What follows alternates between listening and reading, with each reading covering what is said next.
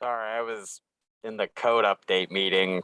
Had to No, I exit didn't out of there know. real quick. I just had a little panic because I didn't know who was doing it. And I thought, there's so much in this transition, it could have just been dropped by everyone. Yeah, it was definitely overlooked because I didn't realize that I was the host until I saw that email and I was like, oh, yeah. Okay, good. Who's going to be host in the future? We'll have to work that out in staff. Someone up in Public Works will have to create a new link, basically. Okay, well, I think Seth is going to be the one then. Because he's our guy. Skylar's trying not to do anything but deal with Parab and that stuff. So, I mean, if Seth can do it, that would be the ideal, I guess. Yeah, we'll have to switch it. Yeah, from Unless you want to stay connected to us perpetually, Dylan, then that would be okay too. Skylar, we're just talking about hosting these meetings. Yeah, hi, sorry, I saw that. We should probably make Seth the host, but I don't know the login information for the Zoom link that was created for tonight. So I'll have to get with Dylan and we'll figure that out. Great. Hi, Steve, welcome. Hi, thank you, Nancy. I expect everybody to be joining here shortly. Hi, Judith. Hi, Nancy. Hello, everyone. Hi, Steve. Good to see you. Hey, Judith. Long time no see. I know. Guys all have these cool backgrounds and all I have is my kitchen. Could do something about that. Hey, Andrea. TJ, Shannon. Getting up there.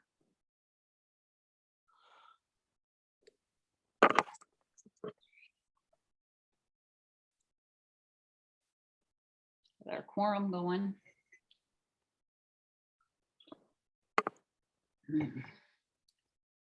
How is everybody? Pretty good. Ready for some snow tomorrow. Yeah. Yeah. Right. Oops, sorry. Right.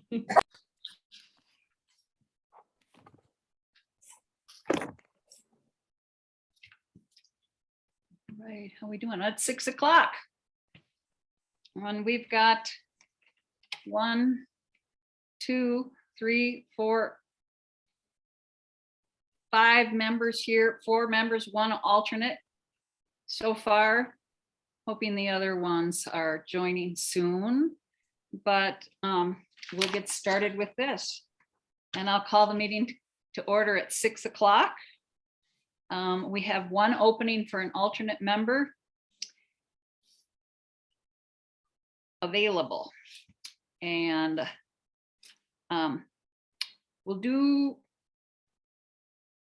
we've got the agenda review after the approval minutes, so that's okay.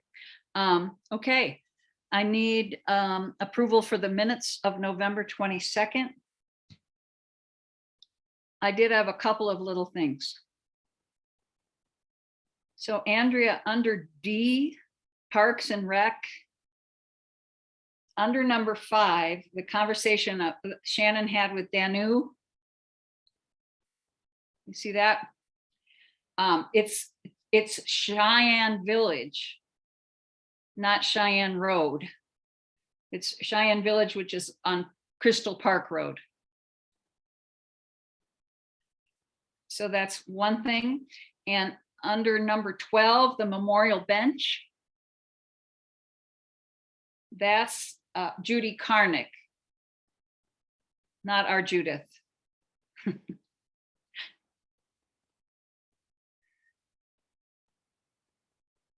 Anything else? Any other changes or corrections to the minutes? If not, I need a motion to approve.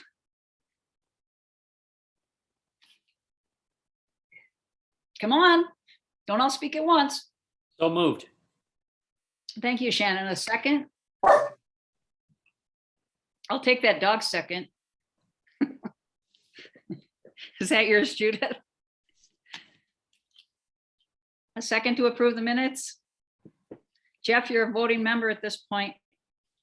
You do need to approve them as amended per your amendments. Just saying, yeah. Got that, Shannon? So moved as amended. Okay, I'll second that. Thank you, Jeff. Motion by Shannon, second by Jeff. All those in favor? Aye. Aye. TJ, you weren't here. No, I was Right. not there. I was traveling Okay. for Thanksgiving. You're excused. Thanks. Okay. And agenda review. I'd like to make one change in the agenda, and that's just to move a couple of things. I'd like to move under old business, number 1D, Creek Walk update. I'd like to move that to the end of the meeting. Dole's actually going to be available to give us a Creek Walk update later on in the meeting, if that's okay with everyone. Okay.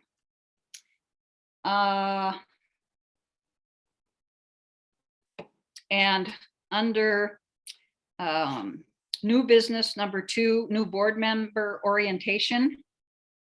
I'd like to just delay that until our discussion of the SOPs under let's see, yeah, number 4 under old business. So everything's still on the agenda, just a slightly different order. Very slightly. With that, a motion to approve the agenda.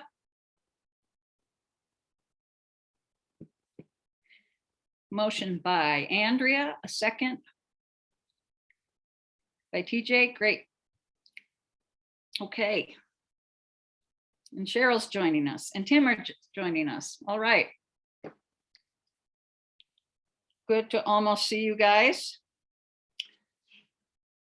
Okay, public, any public comment on non-agenda items tonight? Dylan, do we have anybody in the audience besides Steve? Corey Okay. is in the audience.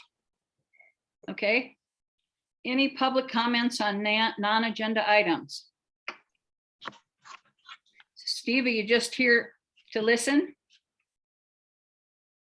Yeah, I don't have any comments Okay, on the agenda. I'm like just listening. Yeah. okay. Great. Okay, we'll move on. Parks and Rec Advisory Board, Parab update. So you have 3 sets of minutes in your packet, if you had a chance to look at those. And I guess this is kind of a question for Skylar. I read in Parab minutes that from now on, you or Parks and Rec will be the go-between, the intermediary between Parab and OSAC. Is that, do I understand that correctly? I don't know exactly what that means, a go-between, but Parab and OSAC are under the Parks and Recreation Department, so both fall under my umbrella. So, yes. Well, we've had a requirement that we provide a liaison to each other in the past, and in fact, it's in the ordinance. But we've stopped doing that. We've both stopped doing that. We were more delinquent than Parab was on it. And we decided that it was just enough to exchange each other's minutes to see what each other was doing, and that if there were any issues that we came up, we could talk about that. And then, like I say, and I saw the Parab minutes, it sounded like, you know, since people from Parks and Rec were attending both meetings, that you'd be able to do what those liaisons were doing, which was basically just telling each other what each other was doing. Does that make sense? Gotcha. Yeah, I would continue swapping minutes. That's a good idea to keep each other, abreast of what's going on. And then, yeah, of course, I'm happy to answer any questions either way. Okay, great. Thank you. So any questions on that? Okay, before we go on to, after speaking to Seth today, one of the things I'll add to the agenda in the future is a manager's report.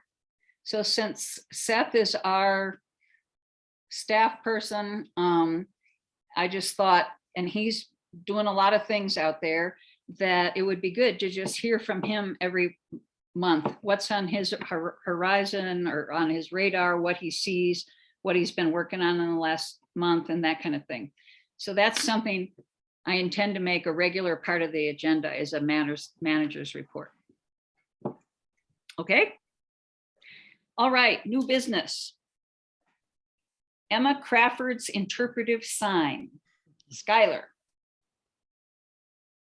Sure, and this actually might be fairly brief. A couple of new developments today. So the original idea was to install a memorial plaque in honor of Emma Crawford within the parks. And so this gentleman named Corey first presented to Parab, I believe in November, and wanted to look for a spot to place this memorial plaque. And I include an image of kind of what we're thinking in the packet. You've seen these all over town. There's several of those kinds of memorial plaques. But anyways, so the discussions with Parab, they weren't as excited about placing that within their parks. They didn't quite see how it connects to the park system. So I suggested the idea, maybe we look at Red Mountain, since that obviously is part of Emma Crawford's history.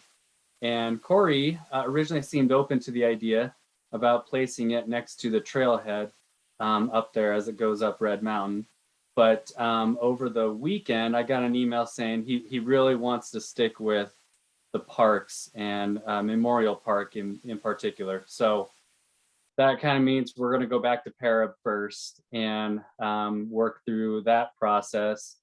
And, I don't know what Parab is going to say, but we may end up coming back to OSAC later if Parab does not want that in their park. So I'm working with Corey to get a little more specific locations and costs and exactly what he's proposing. So stay tuned.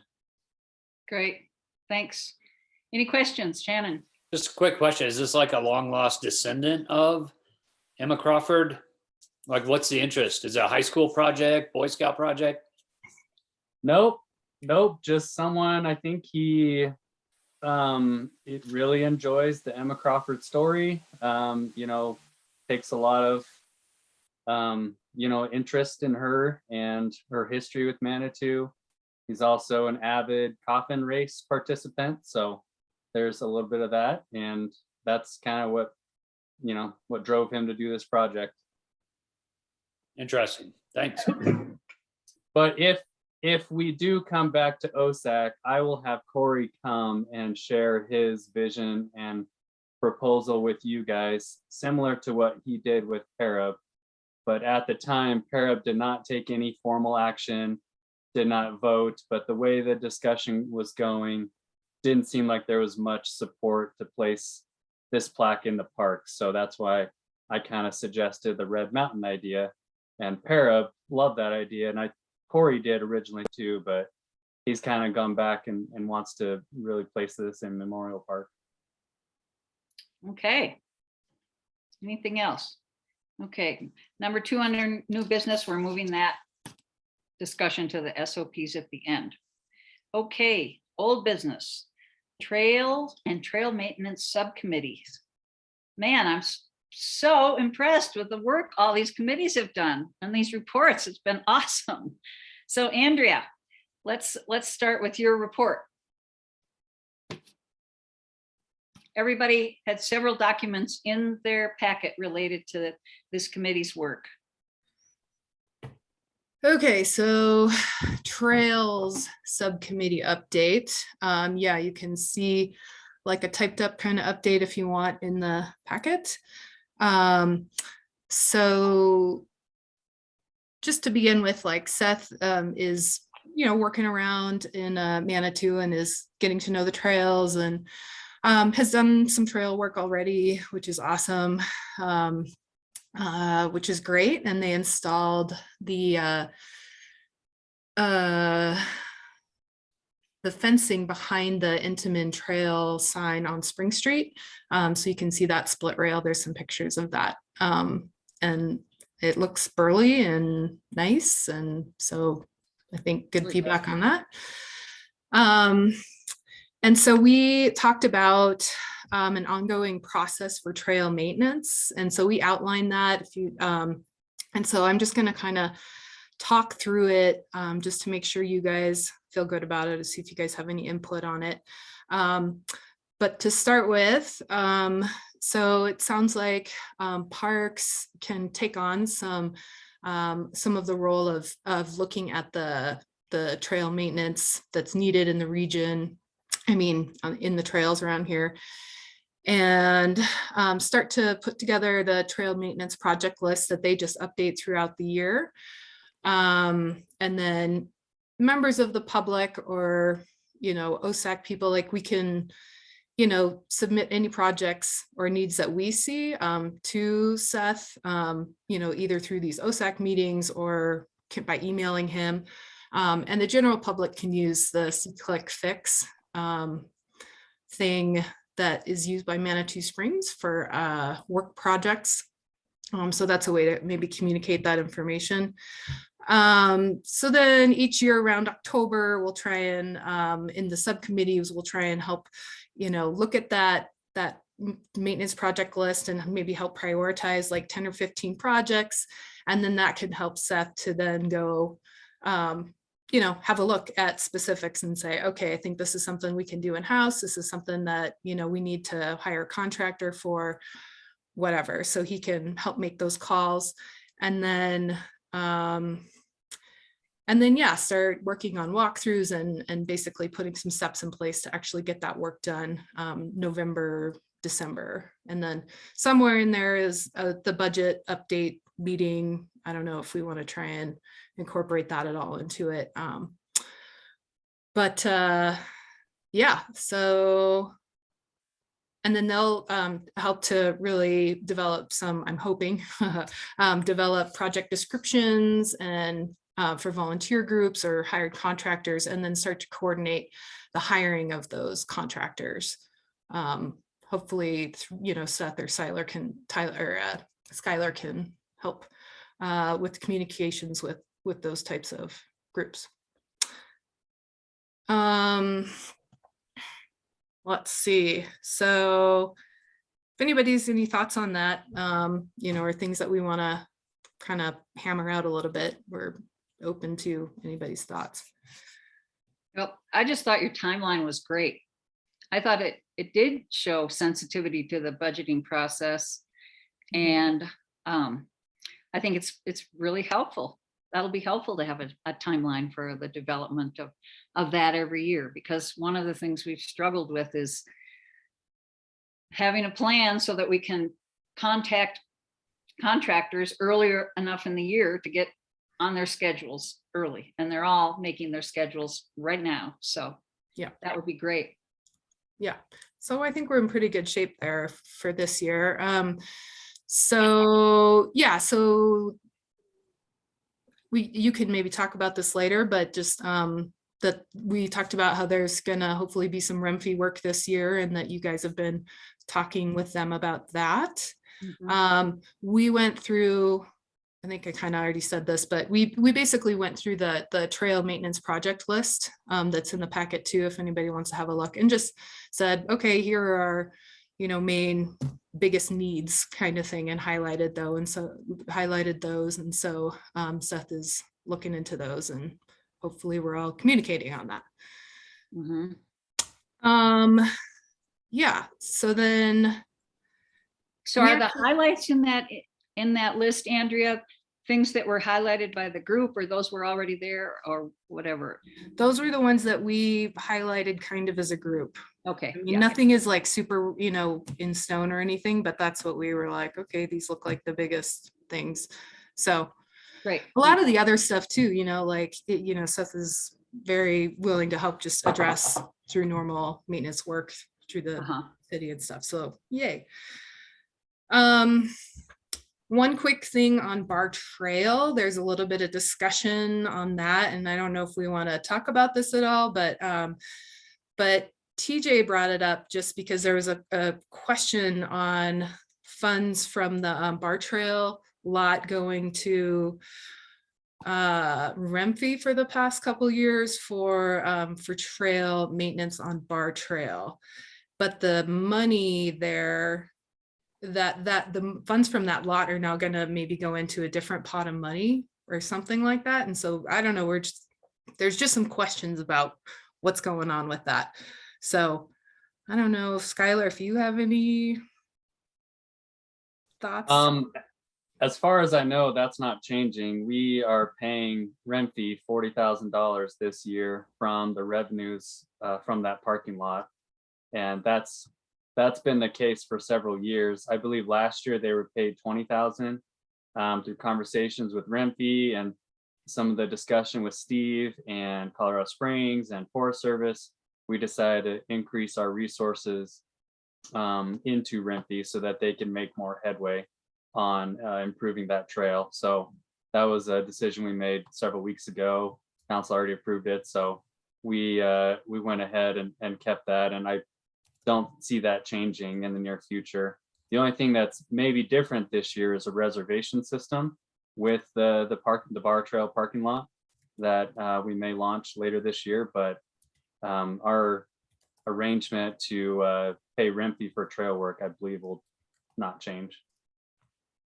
I think the city is, as I recall, at one point, the city was paying Renfe, or did one year, $60,000 for their part of the maintenance. So there's a long history of trying to maintain that last 3 miles of Bar Trail or so. And I'm sure Steve can talk about that. But the other important thing for everyone to know and new members to know is that OSAC has never had anything to do with Bar Trail.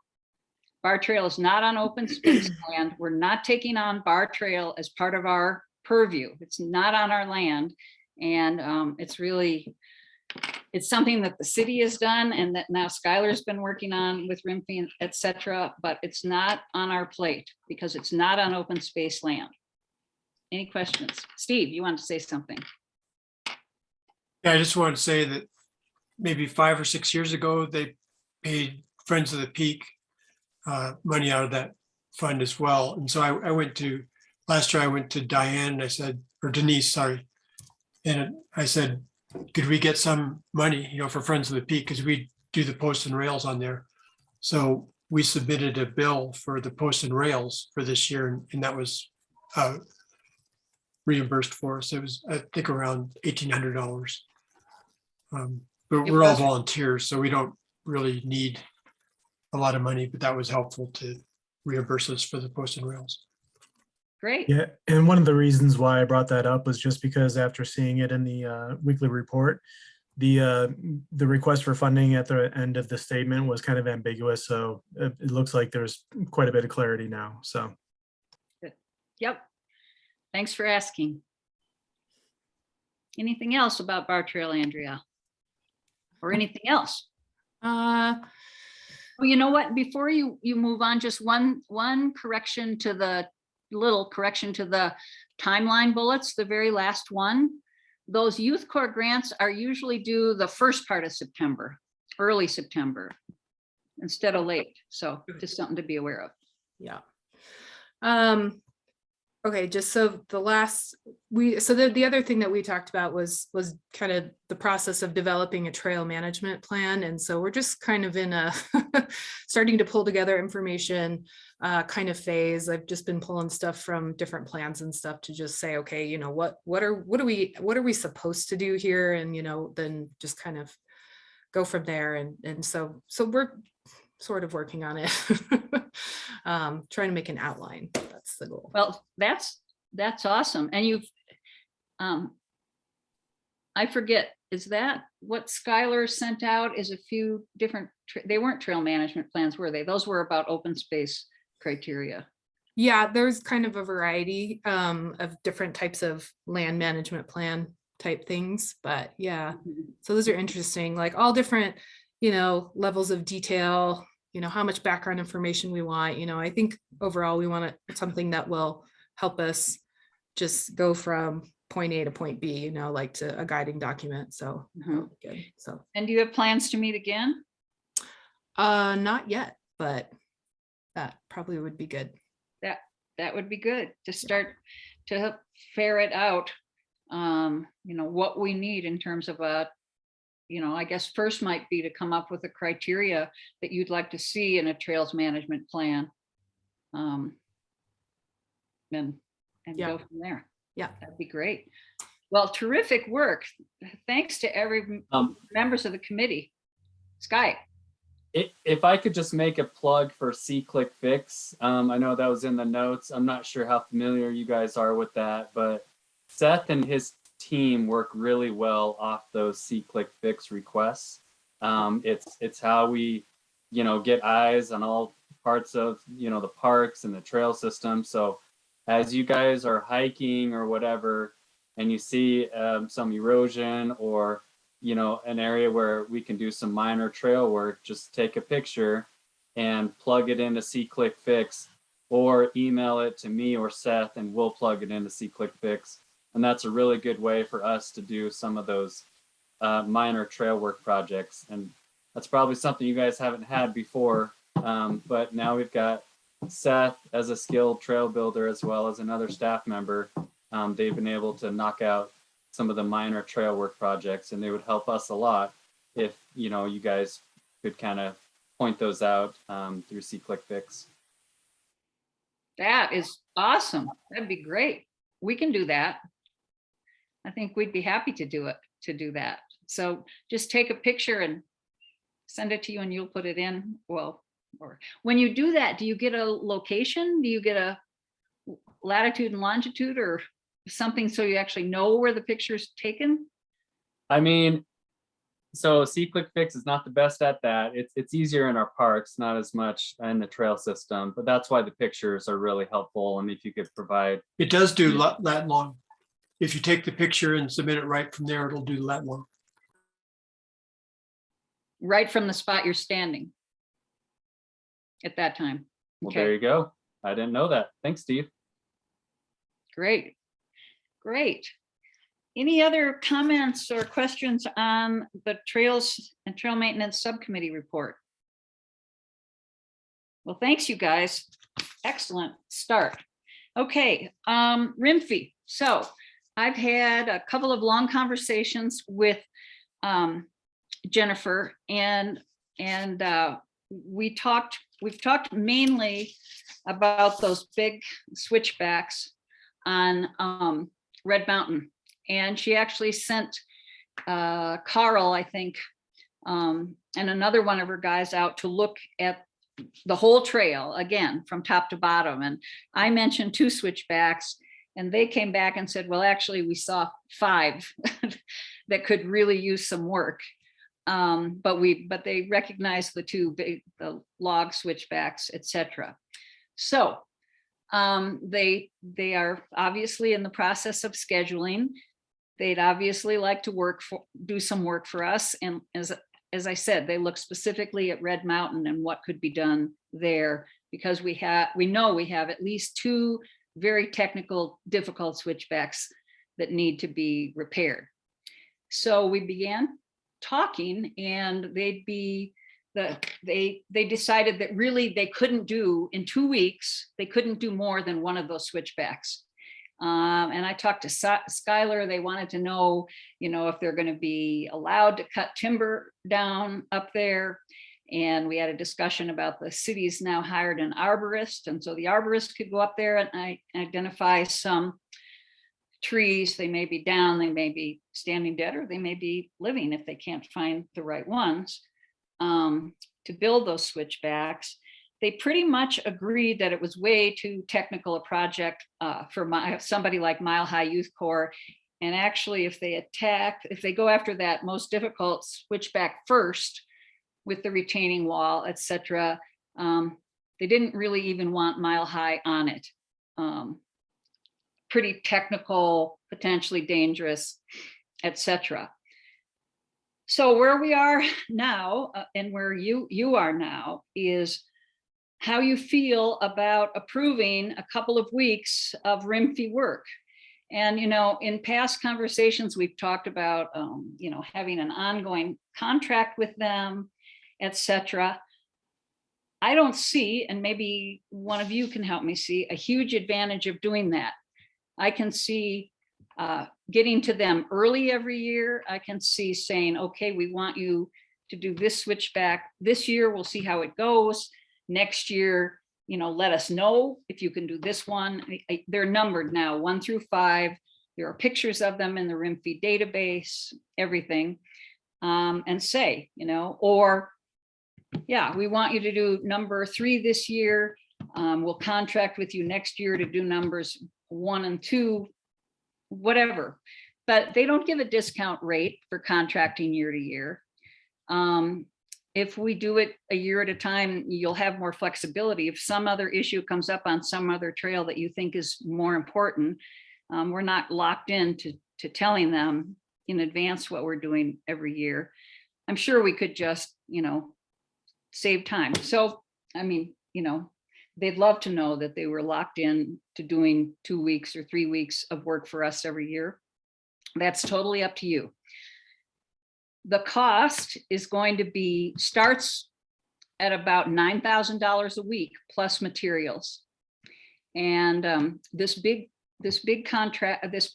switchback is going to have, as I said, some significant materials, felling logs, etc. And we don't know what else. They may decide that the best course is to build it out of timbers. And we had some discussion about how it's a haul up there, as most of you know. It's probably 3/4 of the way up Red Mountain to haul timbers up there. Not that it can't be done. It's just another, for example, a potential cost and something that'll take a bunch of time. So I'd like to have a little discussion. I don't know if we need a formal move tonight to allot an exact amount of money. But I'd like to know how you feel about hiring RIMFE for, and it's up to you, 2 weeks. See how it goes on the switchback, see what can be done. What are your thoughts? Shannon? I have 2 things. So we've definitely changed like our ball game a little bit, having Seth and Skylar since, what was that, November, when we talked about an ongoing contract. So I think you're on the right track there. But so you're saying that one switchback is going to cost over $18,000? Yeah, you could. And we need 5 of them done? Well, the other ones are there are 2 that are pretty significant, and they're holding up a lot of tread, etc. Right. And the other 3, and you can get permission to go on the RIMFE. Anyway, where their database is. I can figure out how to share this with you. Some of them are just, you're familiar with the trail. There's one where there's some kind of rock steps. No, yeah, I get it. I get it. And I don't think anyone would argue that they give us their money's worth. But I think the bigger question is, how much money are we putting into this? Because that could easily be $100,000 just to spruce up the switchbacks, if it's 5 switchbacks that are $20,000 a piece. Well, it's why we have the trail maintenance budget we have. Right. But you know what I'm saying? That's a lot. That's a lot of money. You bet. We need to figure out some kind of priorities there, and safety versus environmental versus. Yep. I don't know. Because that's a ton of money. That's a lot of money. And we haven't worked ourselves. Several individuals here have worked with RIMFE. Well, that's not true. We did a week with RIMFE last year. I'm not at all worried about RIMFE's quality of work, but we've had several people tell us they're not going to do it. Our volunteers aren't going to do it. Our Manitou cats won't do it. We don't have a lot of options, but I think we need to prioritize if we want to do it and when we want to do it. Well, that's the other tricky part about this, is that Rimfy and everybody else is scheduling their cruise now. Right. So if we want to do it this summer, this spring, summer, or fall, we pretty much have to decide now. And just looking at the list that Andrea just showed us, it's already one of the highlighted projects. We've talked about it for a while. I mean, we can wait. If it's not that switchback, if that's not what you want to do, another option is to have them hold 2 weeks for us and figure out what it is you do want them to do in those 2 weeks. That would be another thing. I mean, I guess my question would be like, you guys in that neighborhood probably hike that way more. Like, you guys are there all the time. We've got our own, I'm not over there all the time. Do you see a lot of people falling down? A lot of people like saying, oh my God, you got to fix this? I mean, how emergent is it from someone who uses the trail a ton over there?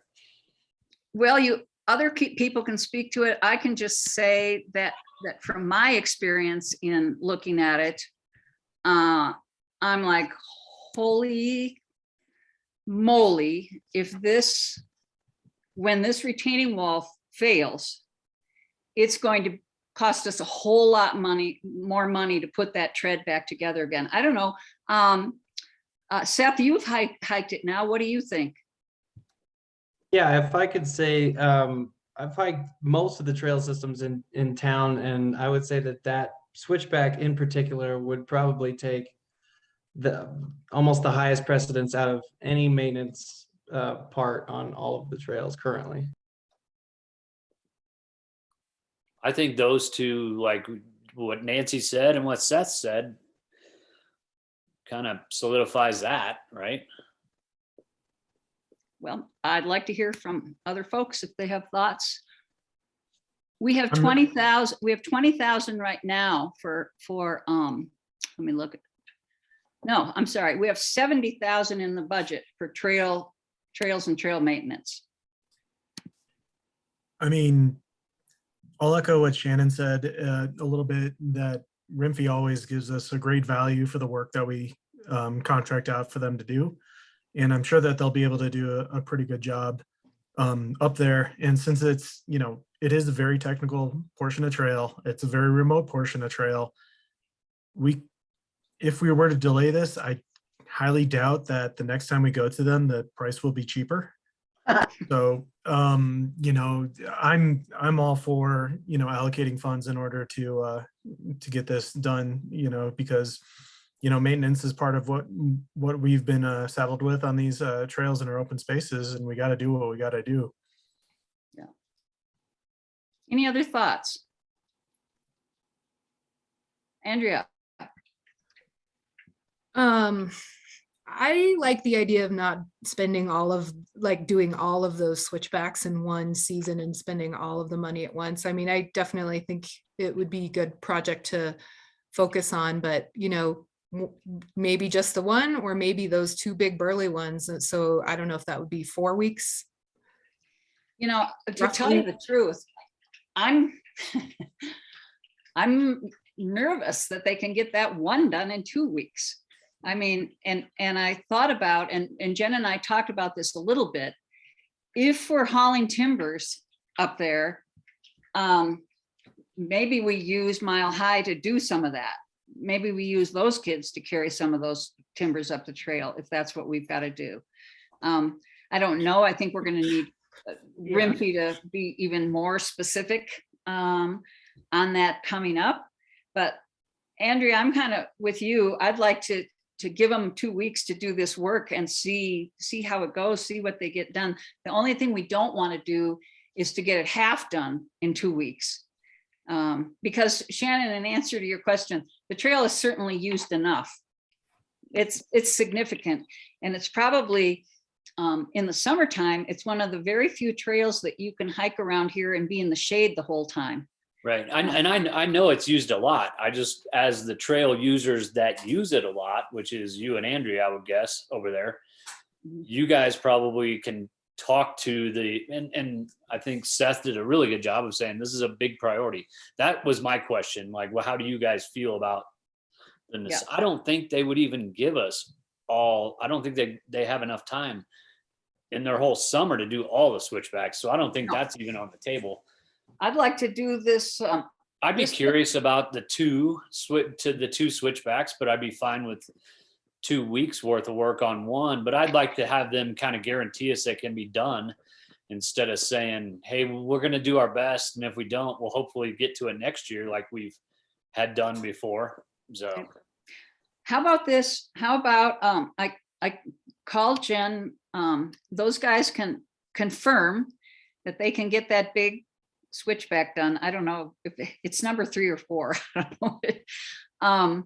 In 2 weeks, and what they need from us, what concerns they have. And in the meantime, I can tell her we know we want them for at least 2 weeks this summer. So block off 2 weeks for us. And at the next meeting, I won't be there, but Shannon, you'll need a formal motion to approve X number of not to exceed $20,000 to repair that switchback. Well, can we get a better idea on materials? Because I don't want to like blow the opportunity if it's 21 grand. No, we don't want to blow the opportunity. So we may have to do over that. So yeah, we'll ask those guys for a little more specific info. See if they really think they can get it done in 2 weeks. And then the big thing is going to be timbers if they can cut them on site. And I mean, I know there's hasn't been fire mitigation up there in forever. So I would venture to guess that there's some timbers up there to be cut. I don't know. Can they just do that? Does that have to go through like God to be able to cut a tree down? well, Skylar and I have talked about it. Sky, you want to say your thoughts? Yeah, I think we need to do a fire mitigation assessment through the process we have in place with our fire department. And then we do have an arborist who's very talented.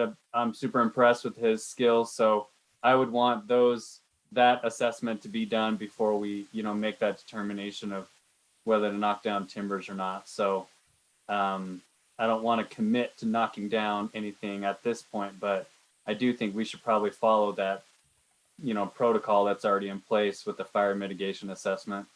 Right. And we could be pretty particular and say, we're going to cherry pick the trees you can use.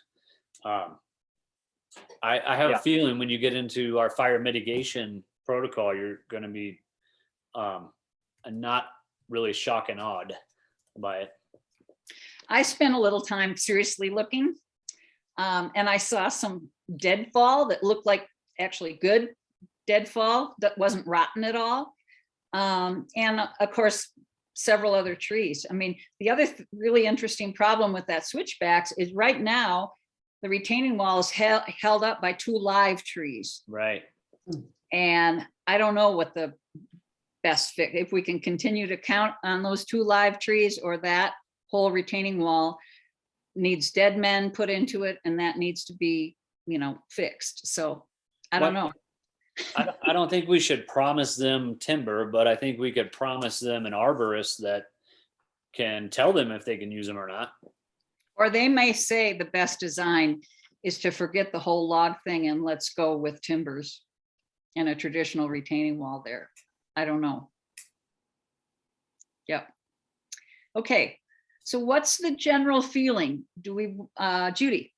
Oh, I was just going to say it's pretty hard right now to cost out materials. I mean, you can cost them out at today's cost, but the costs are skyrocketing fast. So we're talking about the end of January, you're talking about summer, 7-8 months. It could really be a shocker between what they quote in February versus what it really is when you purchase whatever it is you're purchasing. Yeah. Yeah. So is the general consensus that we know we want to hire Rimfy for at least 2 weeks? Is that what I'm getting, some head nods? Some, okay, so something else? Okay, in the meantime, so I'll make contact with Rimfy again, see how much more specifics they can give you by the next meeting.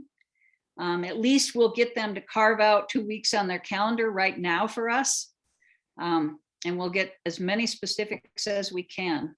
And this time we will have Seth there to supervise and be involved in what's going on, right? All right, okay, Wildcat Stairs. Tim.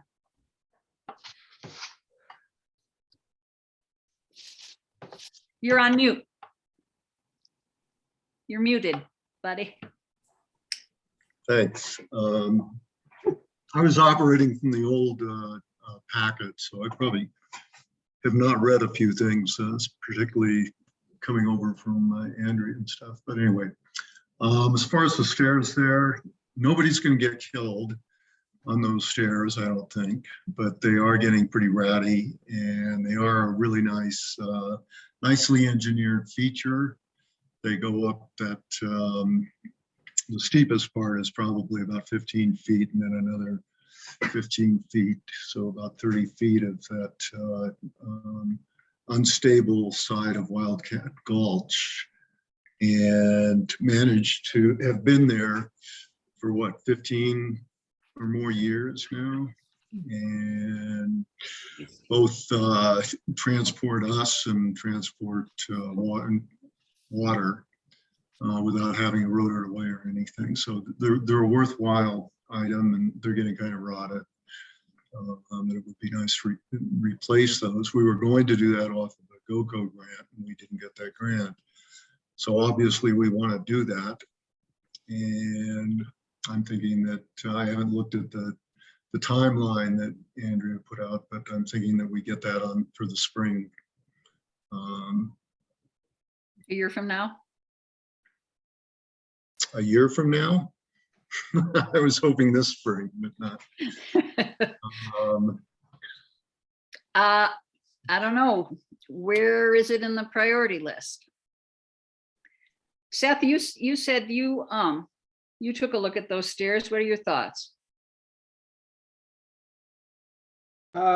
Yeah, just evaluating on the one steeper side, the steps look pretty good, in my opinion. They're okay. I mean, they could use some work, but the other side coming down into the gulch would need a few here and there, but I don't see it as a huge priority right now, maybe in the future.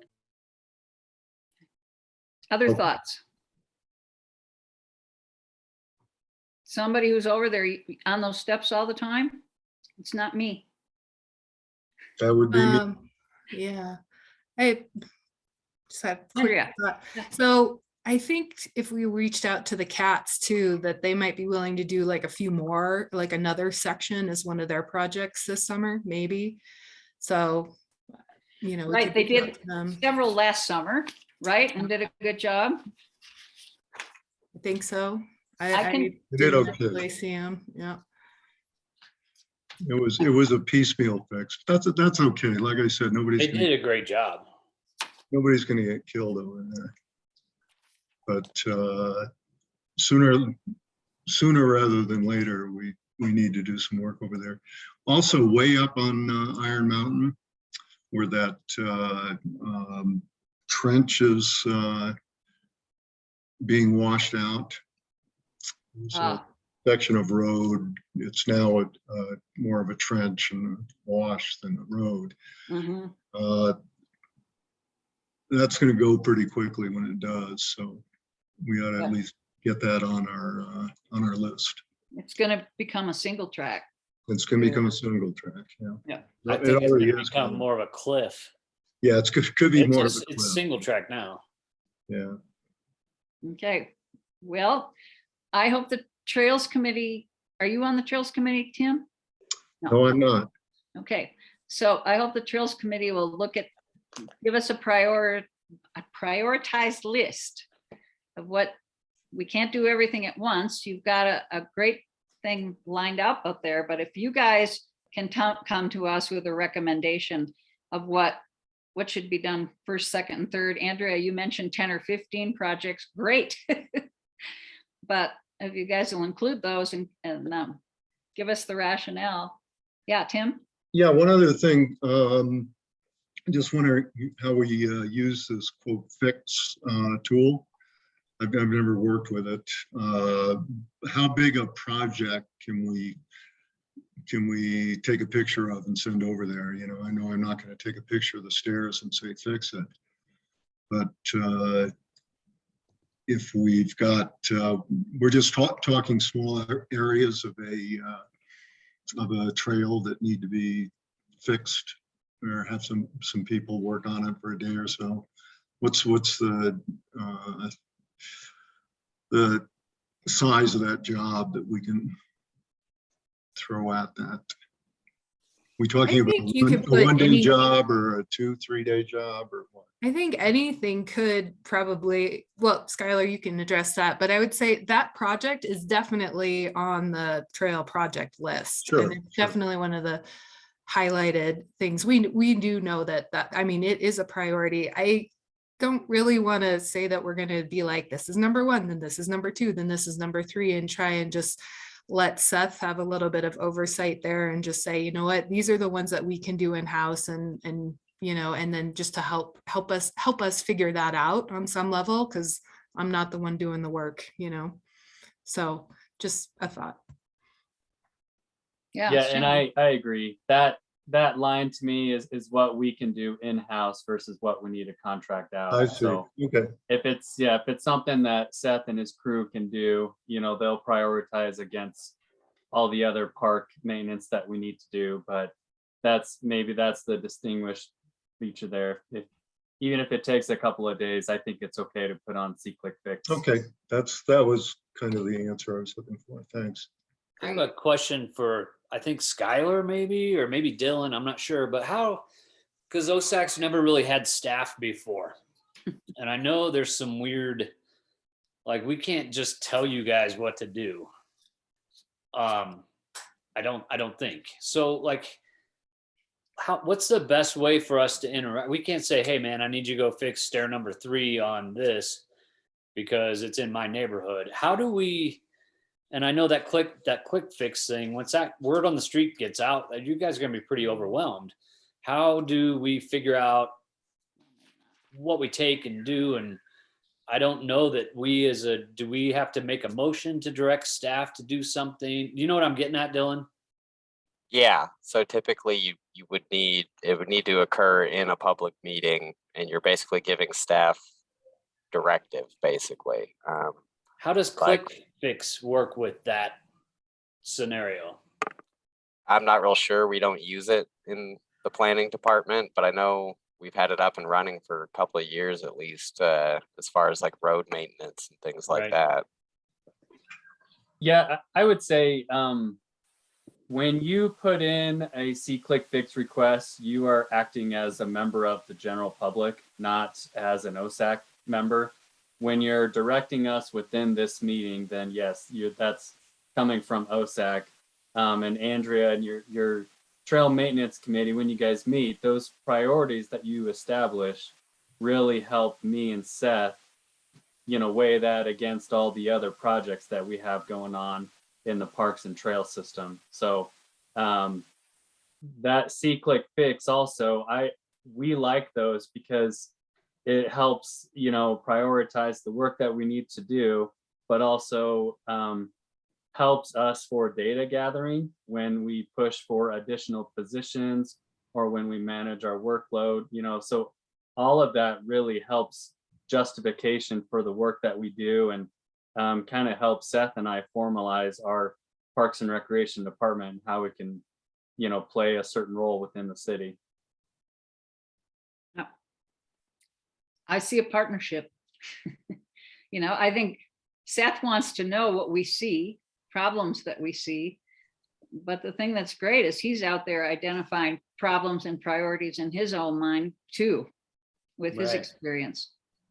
So it's great. Anything else, Seth? Anything that would help you? I think like going back to like what we can do in-house, like kind of thing with the C-click fixes, I suppose, and then like the bigger projects that we would all have to come to an agreement on would be good for OSAC meetings and stuff. Okay. Yeah, and I think we'd love to hear from you what you think can be done in-house with your guys. Yeah, what we're focusing on right now, or what I am mainly, is just basic trail maintenance, like corridor cleaning and tread work. So going out with a couple of tools and just walking it and doing minor stuff that you can do walking along the trail. Mhm. But it would be interesting to know, for example, is replacing a few ties someplace something you might do? Well, I have to get a better feel for that. I can't say right now, but maybe, yeah, me and that would be like a two-man job, and we haven't explored that option yet, but sometime this summer it would be really cool to see if we can get some of our crew members out there doing some smaller projects as well. Well, and to go with that, can you, like, if we get to this place where you're can replace some ties and all that, do we have to have a couple months worth of meetings for you to replace a tie? I'm not too sure about that. And that's where I'm getting at. We don't have to talk about replacing some ties for like 2 years. When you're out on the trails all the time and you see like, hey, this needs to be done. How do we get to a place where you can just do it? And then in the manager's report, you say, hey guys, don't worry about that step anymore. Yeah, that's definitely something to think about.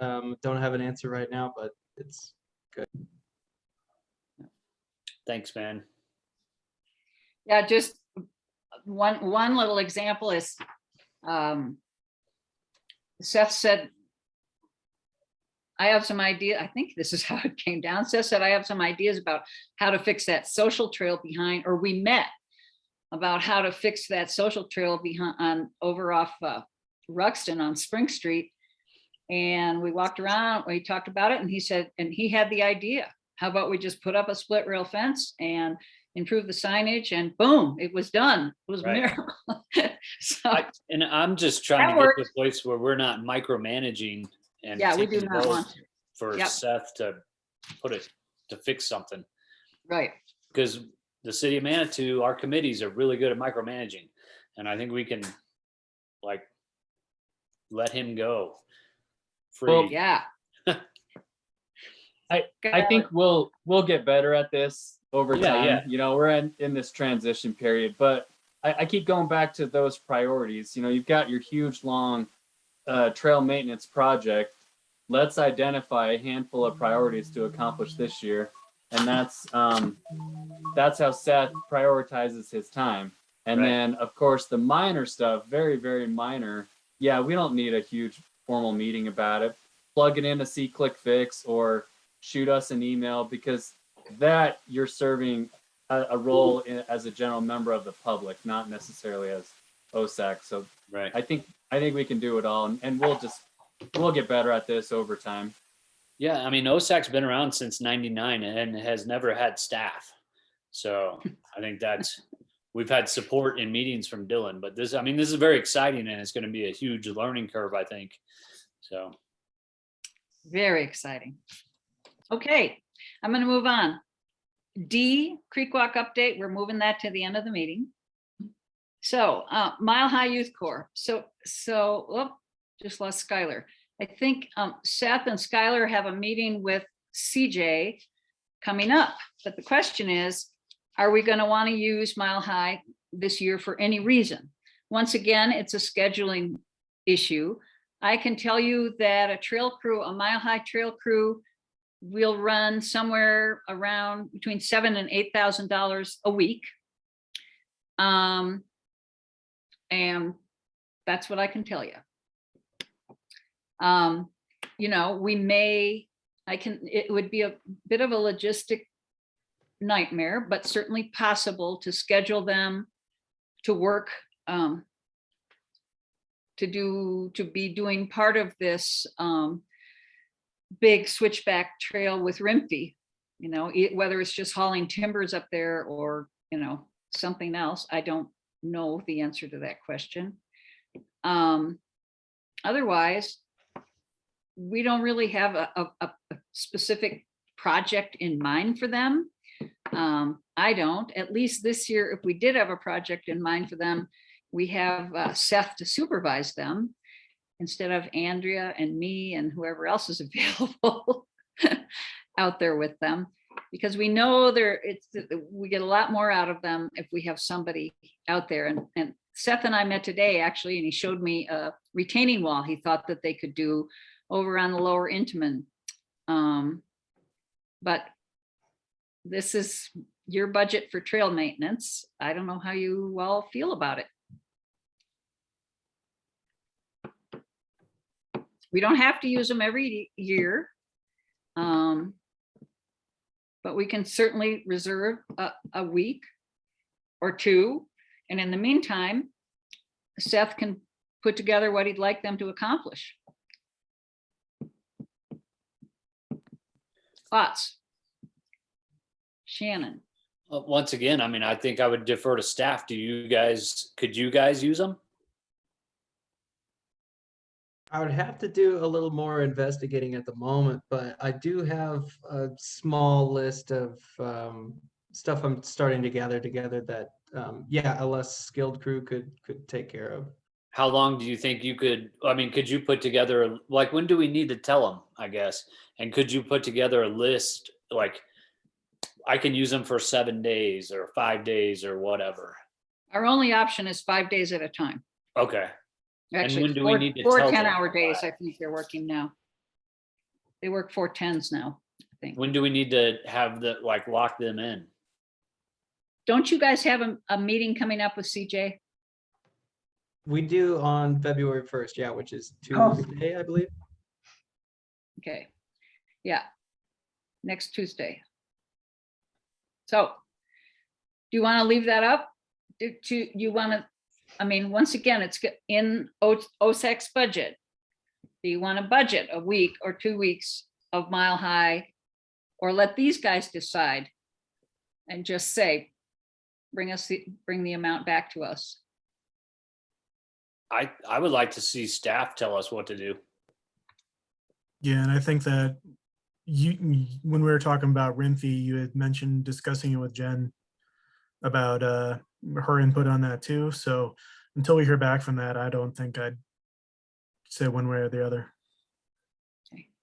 Yeah, I wouldn't dedicate them to Rimfee, but if Seth and Skylar said, hey, I can use them, I would be comfortable. I mean, I think that's the mindset we need to get into, is trust our staff. And, you know, if they say I need them for 2 weeks, and I would be comfortable saying they're all yours. But that's my opinion. Other thoughts? I support that as well. And yeah, it's hard to, I hate to just say, yeah, let's blow 70 grand, you know, just on trail crews and all that stuff. It's just, when you start to really look at the, you know, true cost of it, it's a lot. So, but that's a lot of money that we have put aside for these things. So I think if we can hire Mile High Youth Corps, I like their mission. I think they, you know, do good work for the right projects. And so, yeah, I definitely support that. Well, you're not even out of the 70, you're not even at 40 yet. So if you hire 2 weeks of Rimfee and 2 weeks of Mile High, I'm assuming I'll bet that, let's see. Yeah, 16. We've been talking for a long time about hiring people, and then we always put our hands in our pocket. Well, we didn't do it, and we didn't have any volunteers step forward. And I think we should do this. We put it in the budget. Andrea's put together a big list, and we have staff that can manage it for us. So yeah, if you right now, ballpark, if you did 2 weeks of Rimfee and 2 weeks of Mile High, you'd be at about 36K, and you've got 70 in the budget. So what I'm hearing is to proceed. So what I'm hearing is Seth, proceed with your conversation with Mile High, knowing the other things we've got going on, 2 weeks of Rimfee with the priority being that worst switchback. And you decide where to use them best And for how long? and for how long. Yeah, I think with further investigation, there's plenty of work to be done that we could find for them to do. So Okay. Everybody good with that? Okay, we're moving on. Awesome. Hey, we need Okay.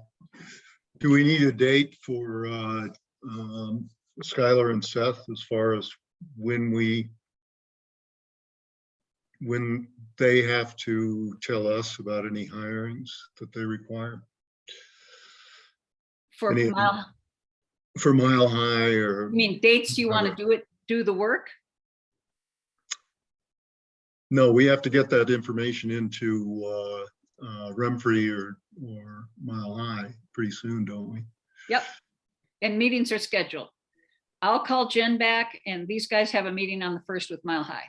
Okay, so we already know what we're gonna ask both those two organizations to do.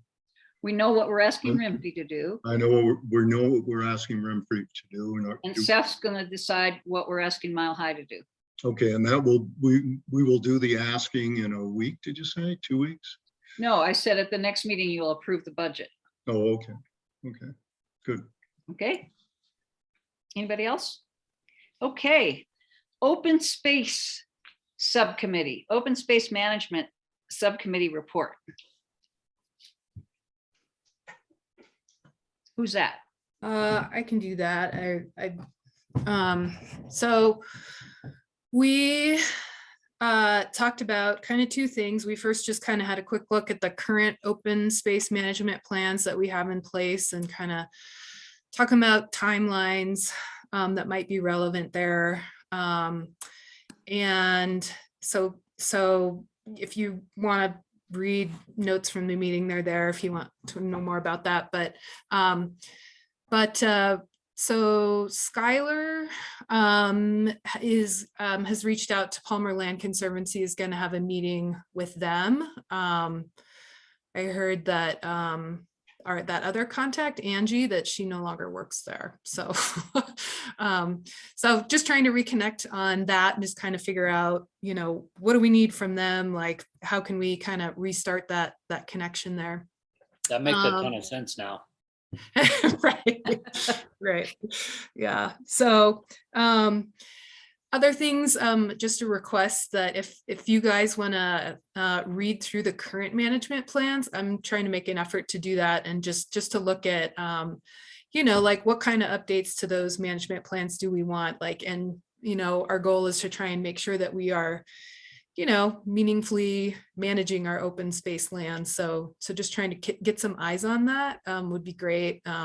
And so I'm trying to do that, but there's links to all of them in the little table thing, and the stuff's all on the Manitou Springs website too. So then we were talking about the scattered open space parcels and kind of how to approach that. And so we pretty much need to just do like I'm calling it an audit, but to look at those parcels and start to figure out like what we have and start categorizing them. And then once we have that done, then we can really come up with a meaningful management plan there for those parcels. So Dylan updated the small parcel map and list with the correct zoning showing, and you guys can probably talk, I think he'll talk about that in a few minutes, but it has that listed there. And then Skylar made a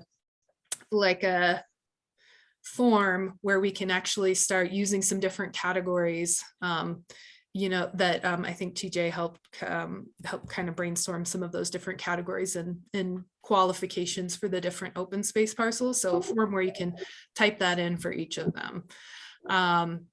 And so we do need to kind of hammer those details a little bit more. And so we'll try and do that soon. And Skylar was saying that he may have some staff available to help actually do the assessments of those different open space parcels. And so that's a great part of the conversation too. So things are happening in that direction. Did anybody have any questions for me? Once again, an awesome report. Being stuck home with COVID gives you lots of time. No, it's great. And we're getting some of that structure in place that we've needed to follow up on some of these things. I'm going to meet with Skylar and Seth tomorrow about this meeting with Palmer Land Trust, because one of the big, and now that whatever her name is gone, you know, in the time that I've been on OSAC, I've been told that those management plans need to be updated every 5 years, and we've paid a lot of money to have them updated every 5 years in the past. And then I've been told, nah, we don't need to do that. We can just go do a few amendments to the ones we have. So I'm really anxious to get clarification on that. That'll be important. Yeah, Shannon. Nancy, I have a question. I keep hearing that someone has told us that it's so important to update these, but even Candace, who is like the director of Palmer Land Trust, said, nah, don't worry about it. So who was the person? Remember when Candace used to come to our meetings, the in-person ones?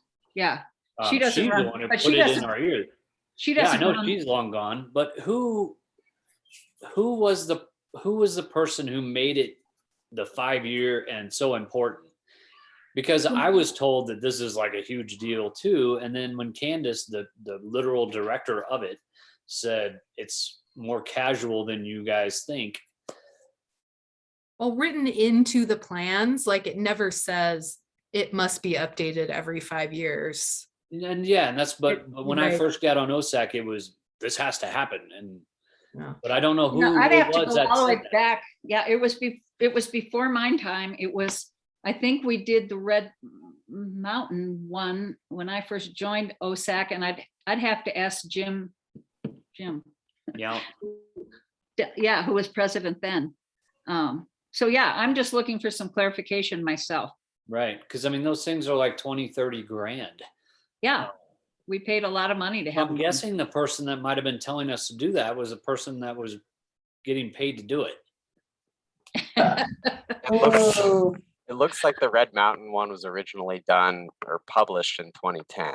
So I imagine 2009, 2010 timeframe. Oh, now you're really dating me. It was Iron Mountain then that's been the most recent one. That's when I came on, just after that. When was that? Can't hear you. Dylan, you're muted now for some reason. Iron Mountain was published in 2013, Black Canyon in 2017. Okay. Okay. Well, great. So Skylar, I'm looking forward to some clarification from Palmer when you meet with them. Because they hold the conservation easements on all of these open spaces. So we just need to do whatever they tell us to do, I guess. Yeah, I'll know more after I meet with them in a couple weeks, but the email, Amber is our new contact. She said, we require the city to operate properties in accordance with an approved master plan. Certain activities need notification or approval from the land trust, but normal operations considered in a master plan are acceptable and don't need to be updated. So we may not have to do anything, but I'll know more after meeting with them. Great. And well, we'll talk about this tomorrow. Okay, great.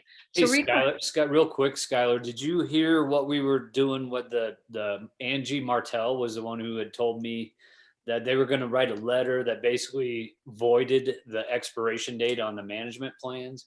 well, Did we you just know heard that? they're renting. No, I did not. So when you go in, maybe have that in the back of your head that was what they had told us they were going to do, is have some kind of letter of a understanding or agreement. I don't know what it would be called, that said, as long as we're not doing anything crazy, because there's like these little dates on them that basically would negate that date and let us carry on without getting in trouble. So. Okay. Great. Okay. So anything more on management plans or small parcels? So you have a plan. Seth may, Seth, kind of what we've been waiting for is for somebody to look at some of these small parcels, see if the criteria is the right criteria for kind of evaluating their value to us or to the city. And then the rest of us, once we know how it should be done, hopefully can jump in and help with some of them, because obviously there are a lot of them. And the link that you did to the city, or not the city, but the county maps is really helpful too. You can see what they're adjacent to. Just looking at them that way is helpful, I think. So good job, you guys. Anything else? Do you have, are you scheduled to meet again? Open space management. Okay. I hope you do. Talked a little bit about, criteria for when it should be open space and when it should go back to the city. So that'd be another thing we'd like to hear from you, I think. Okay. Number 2, fees in lieu. I put that on there just as a reminder to myself and to ask Skylar about this. So it used to be, Sky, that whenever there was a replat done by the city in the planning department, we were notified of that. And we were just told that OSAC, forget it, the guy is paying the fee, or here's an opportunity, you could go for land in lieu of fees, that kind of thing. But that seems to have completely fallen by the wayside.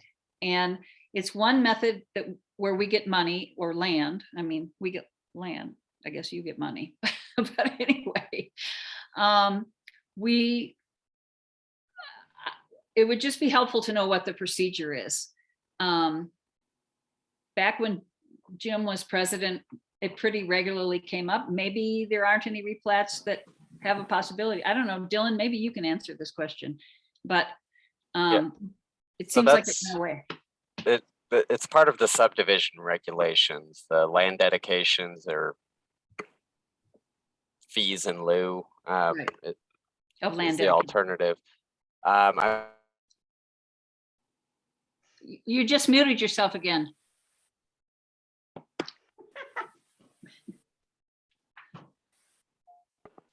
Sorry. So I was just looking at that code section, and it doesn't really lay out a procedure for it. What it says is, let's see.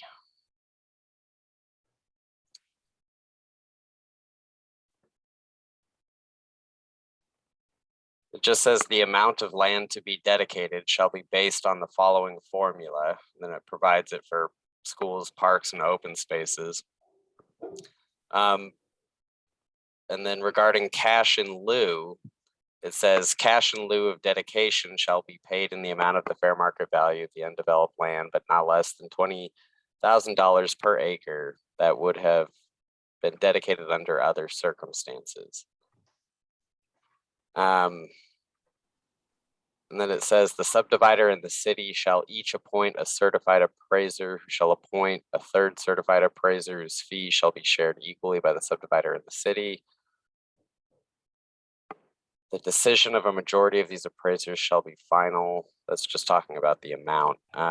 Cash in lieu of dedication, use when. Cash paid in lieu of dedication shall be used only for the acquisition of land or for capital improvements. So that basically just lays out what that money can be used for. It does not lay out whether OSAC has the authority to request a certain dedication and whether that's required, or if there's some sort of, it's just a little unclear to me in what I'm reading. So I'm gonna have to get clarification on how that process works, because it's not real defined in the code. Well, my understanding is that the developer has a choice of whether they want to dedicate land or pay the fee.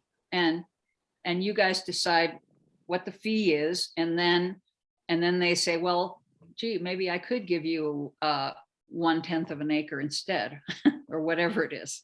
Yep, so for open space, it says upon the recommendation from the Open Space Advisory Committee, land shall be dedicated to provide open space on the basis of 5% of the gross acreage plus 600 square feet per dwelling unit, up to a maximum of 25% of the gross area. That's what we want to know. So I'll just give you an example. I'll give an example for everyone.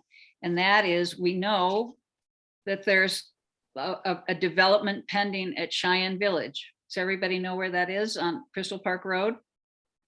And we've talked about being able to preserve a little bit of open space for the public along the creek there, where the creek passes under the road. And I, for one, don't want to lose track of that whole process. And if we have an opportunity to get that, you know, whatever it is, 1/10 of an acre or whatever, that could give the public access down to the creek right there for local kids and that kind of thing. So anyway. Yeah, and the other thing too is it's already a developed property, and I know that somehow plays into this because it's already got structures and whatnot developed on it. I don't know how exactly that works in terms of a dedication. Would it be, I don't know if it's just required on the undeveloped lots or. Well, I was told it was every time there was a replat, a major replat. You know, for example, we've been asked to approve or to, what's the word? For the garage. Yeah, garages. So for example, like an already developed property, you know, with structures on it that they're subdividing. Yeah. It's possible that in the past, they either made a dedication or paid the fees in lieu. Or So didn't do if that, anything. right, and so if that property is being replatted and they've already done that, they're not going to be charged the fees in lieu or Right. required to dedicate. Well, I think that choice depends. Anyway, we've let some stuff go. What I'm interested in is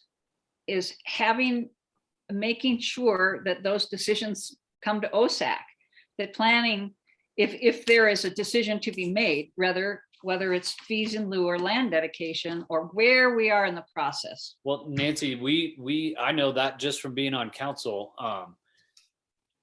that goes to first Dylan's office, and he's the one who will come, and I think they've already asked us as a recommendation.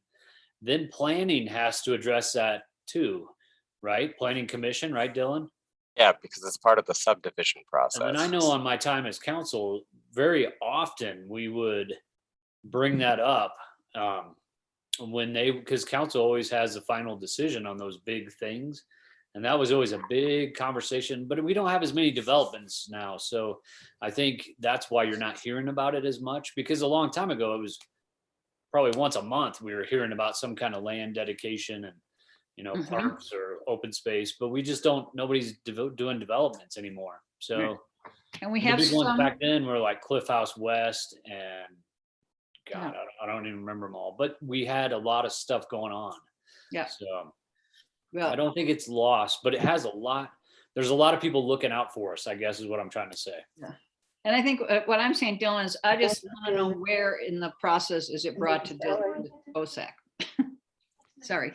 Judy? So it's part of the subdivision process. So basically, I'm just really tired. I got home, ran through the shower, and then they wouldn't let me on. Judy? What? Oh, I thought you were talking to us. Yeah. Sorry. so we get it through a subdivision request, and that's basically scheduled out to at least 2 months to a planning commission meeting, and then it's part of the request for comments, part of that review, that it gets sent to boards or commissions, basically. So planning commission would send it to us? No, the planning commission wouldn't see it until, you know, it goes to hearing. But there's a 2-month period from the time we receive the application. We have part of that review process it's a request for comment, basically, where we send it out to various internal and external agencies. Among those sometimes are the boards. And so we get basically comment back from that. And that's, it would be presented to the board, you know, as a request for comment, basically. Like I want, That's right. Because that would be a free choice. I mean, that would be like if we happen to see a notice and happen to make a comment. We don't want to lose track of no, it would be sent to you guys as the board. Formally, So it would okay. be presented at a meeting, basically. Okay, And that's where you would provide your comment. okay. Thanks. Thank you. Okay. Iron Mountain. So I assume, Shannon, that you don't have anything to say about Iron Mountain. I was going to tell you I've been emailing Angie, but I haven't heard back. Makes That's sense. no longer there. I was Okay. starting to take it personally. Okay, good. C, Black Canyon Open Space. Dylan, anything to report on the cultural assessment? I don't have anything to report.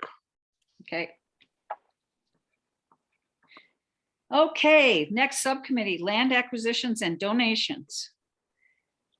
Shannon, subcommittee report.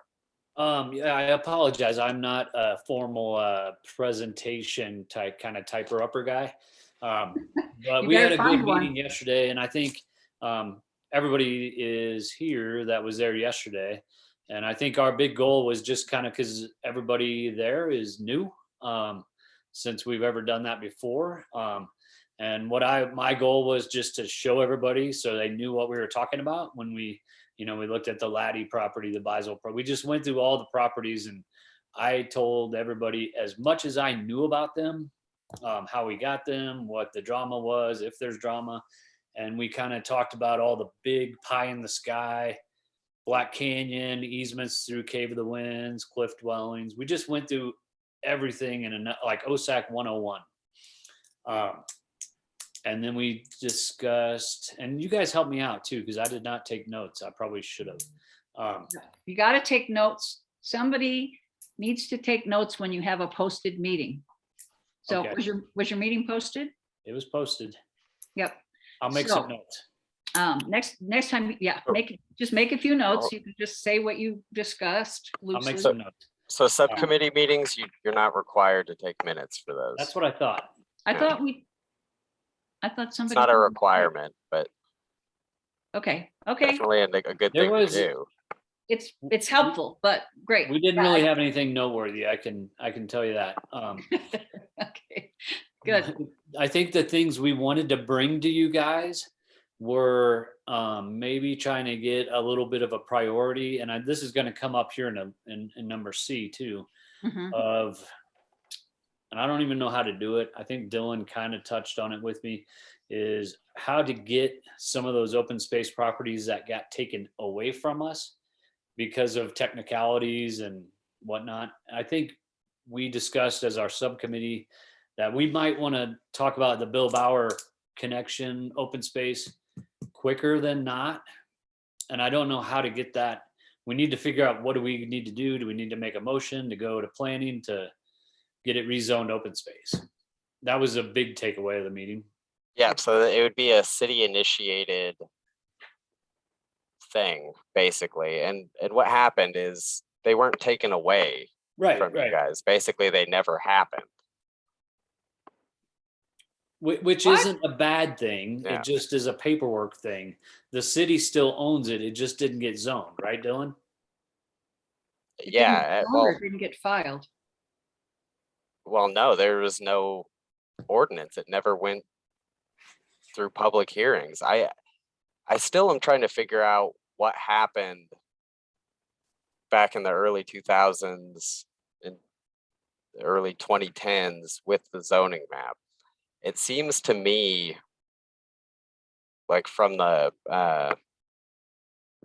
future land use mapping that was done as part of Plan Manitou, it seems like somehow some of that got incorporated into the zoning map, or they took that map and used it as the official zoning map at one point. Well, and that would make sense, because when that all happened, I mean, first of all, in the early 2000s, open space was brand new. And they were probably setting up the way to make this official, and then Plan Manitou is a bunch of volunteers that said, I know we bought that as open space. And here's the other thing I found in doing all of that zoning research is at one point, basically everything that's zoned hillside low density, the city had zoned at one point open space. And that had gotten challenged and went all the way up to the state Supreme Court. And what ended up happening is that it was at the time not a valid zoning. So they had to revert everything back to HLDR or create that designation basically. And so, I mean, yeah, it was quite the project tracking all of the rezonings throughout the city. So Dylan, my question, I mean, you guys are terribly understaffed. I don't think we need to go through, I personally don't think we need to go through and get everything back into open space right away because you guys are too busy to do that. But I think I think our subcommittee thought that this might be a priority. A couple of these might be a priority that we might want to put on the top of the list, getting back to open space. Does that make sense? Am I saying that right? Does everybody? We don't want to lose track of that Bill Bauer, the Bill Bauer connection. No, we don't, but I don't think we will. It's always going to be city property, but I don't want to overwhelm planning by putting everything back in open space. Yeah, But not we could pull everything, that out and say, hey, would you do this for us? just that one. Because that's got to go to planning commission and have like a public hearing times twice. Yep, so it goes through both planning commission and city And city council for 2 council. meetings. Okay. So that's a big deal. I mean, that's So who 3 carries it? meetings Does you the gotta go owner to. carry it or do we carry it? It would be a city initiated Oh, okay. rezoning, so we would do it. The planning so do we department. need to make a motion to ask you to do that? I mean, you don't have to, but Okay. it would, Help? you might, yeah. Okay. I Shannon? do not know that parcel number there. Can I say just the open space, the city-owned property that's adjacent to? It's all right if I share screen real quick. Yes. And so I know this was a subcommittee report, but and Tim and Judy, But- maybe you guys can help. Is it this one that you're referring to here? yes. Yeah. That is city owned. And yeah, until I did that rezoning research, it was thought to be open space. So is that parcel number the 74? Yeah. 740442. Is that 029? 03029. Yeah. No, it's 3029. 13029. Yeah, I got it.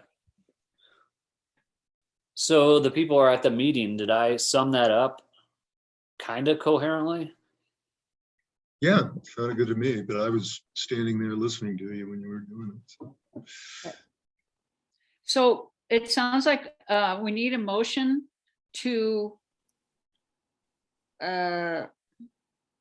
rezone or to ask the city to rezone blah, blah, blah, lot number to open space. Is that what we need? Yeah, I'll make a motion to ask the city to rezone parcel number 7404413029 13029. Can you repeat that? Thank you. 7404413029.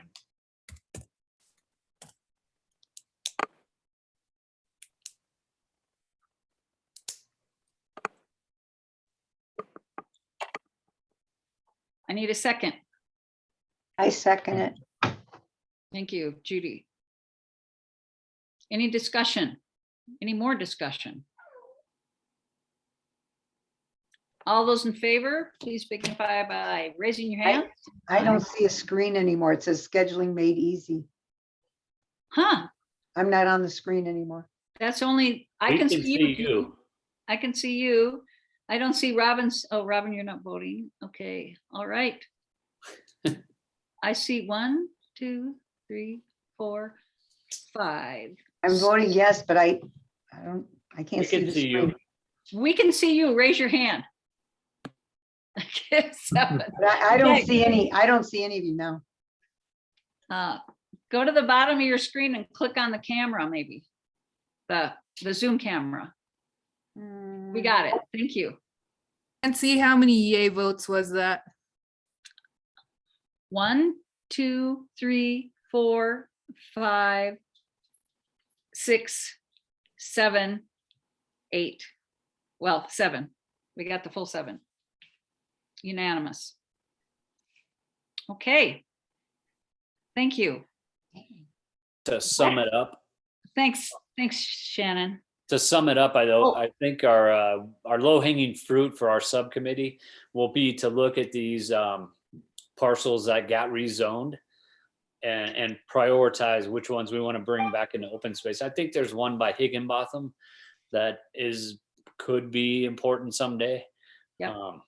But we're going to look at those things. And then the big thing about our subcommittee, it's ongoing. We're always looking, but we don't have any tasks to do. So, Well, I'm going to give you one. And that is you do need to decide so the criteria for selecting open space, and it's actually pretty well done for you on page 90 and 91 of the post plan. right. So do we just rewrite that and submit it Yeah, as a you new could put it document? into the format like Seth did for the criteria for little open spaces for those little, whatever they are now. Right. Like that, and it would just give you a criteria when you're looking at open space or something is presented to you for open space. And I'll give you a good example, and I will send this to your committee right away. But I was in receipt of a letter today from Danu Fat, who's the chair of Parib, and they want the city to buy basically land on Higginbotham that is adjacent to OSAC. And you guys are going to need to take a look at that and probably get with Danu, et cetera, and the city and see if that's something we're interested in or not.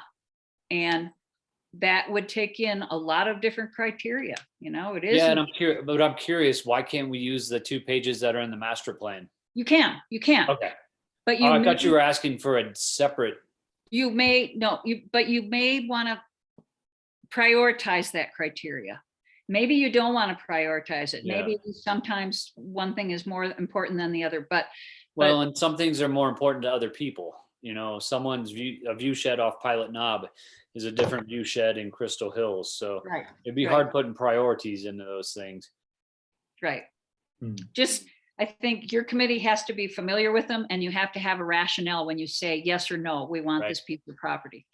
Well, and let's back that up too. We will never ever say yes or no without. All we can do is keep our eyes and ears open for things that come for sale and bring it to the group. Right.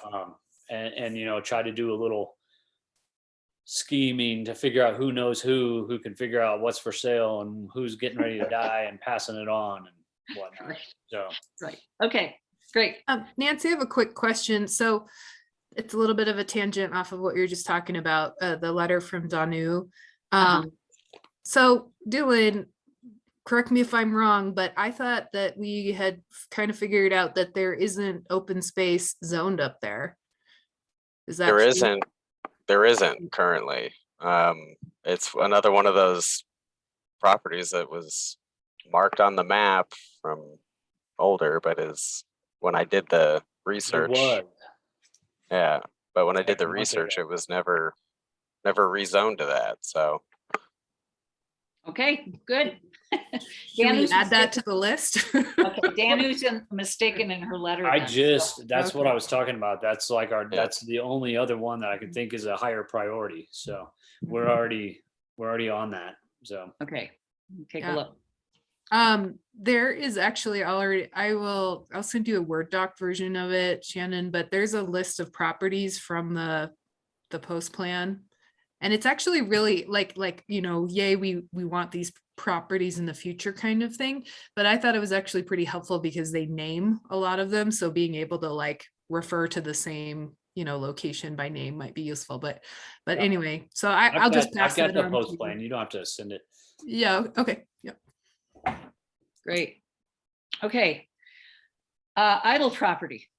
So it's still in progress and part of the process, and part of the process is that an attorney for the city in the process sent a letter and said, well, it should really be surveyed.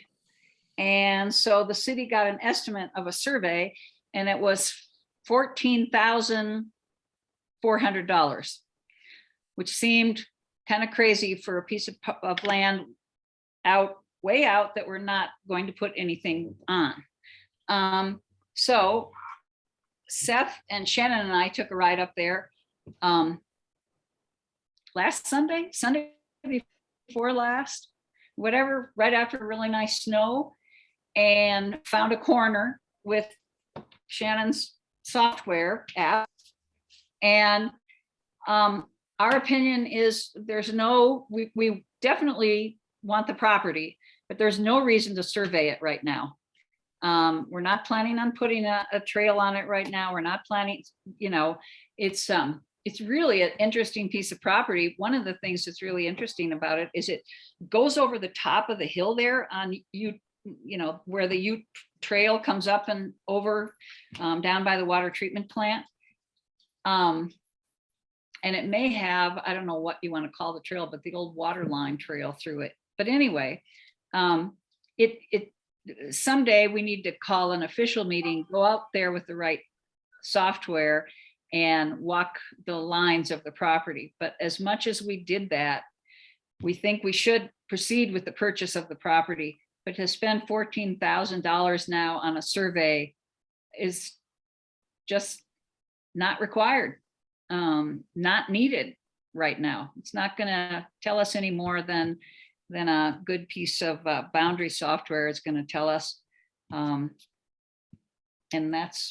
that was our recommendation after being up there. So I don't know what happened to Shannon. Seth, you can say anything, but that's all I have on the idle property. I'm assuming, I don't know, Dylan, do you have any update? Do you know if it's moving forward? Nope. What you just said is the latest I've got. So. Okay. Shannon, do you And- want to say anything about the idle property and that we don't want to survey right now? No.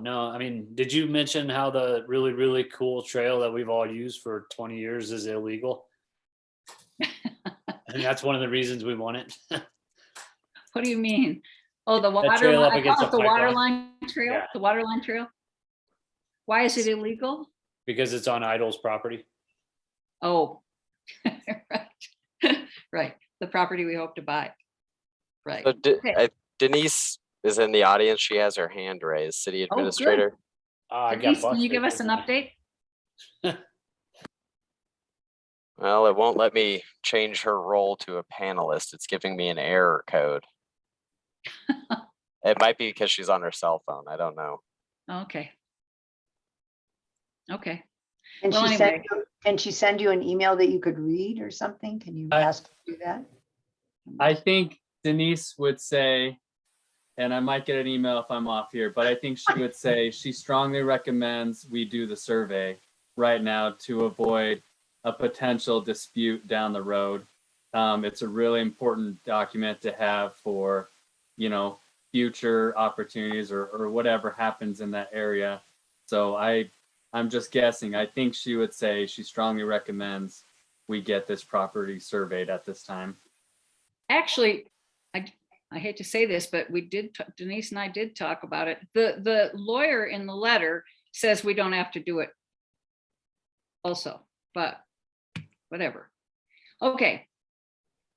I would, you know, if anybody on the committee feels strongly that we should get this survey, speak. Is there an option to get like a cheaper quote for a survey? Or is this the only one we can use?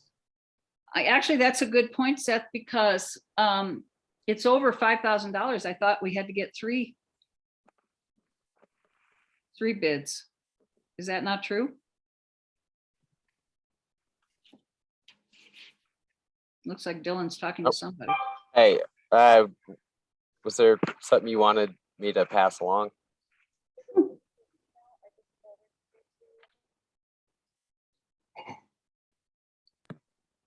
I guess while he's talking, I would be curious, what would make us want to do a survey up there? Like if we were kind of brainstorming, there's no roads, there's no other developable property. It's mostly surrounded by a Forest Service. I would think that, yeah, if there were neighbors there and there were houses right there, there'd be more of a survey need, but there's literally nothing up there. And until there's one of the other lots gets developed, actually, then maybe a survey would actually be needed, but I don't think we need one now. And at that point, it might, if someone tried to develop, it might be on them to pay for it, not us. Well, and one of the reasons this lot is for sale so reasonably is that the easements to all of those lots has been vacated. So we don't think the other lots are developable, even though they're owned by other parties. And it would also be, what do I want to say, steep hillside, but whatever. And it's El Paso County. Oh, that's right. And it's El Paso County. Dylan, are you going to tell us something? Okay. I just had kind of I mean, I feel like if it's strongly recommended by staff to do that, like that, I don't want to just like ignore that, but 14 grand sounds stiff. Yeah. So it's still in process, and the reason it's taken so long is because we're dealing with a trust, and our lawyers, there's some back and forth going on there. The survey at 14,000 would not have to go out to bid. We have a city, basically contract surveyor that we use.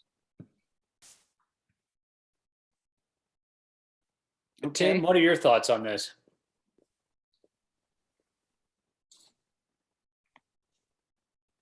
Tim? Tim? Yeah, I was just gonna ask Dylan, does that mean we can't go out to bid? Because we have a city surveyor, are we locked into him or her? I don't have a direct answer for that right now.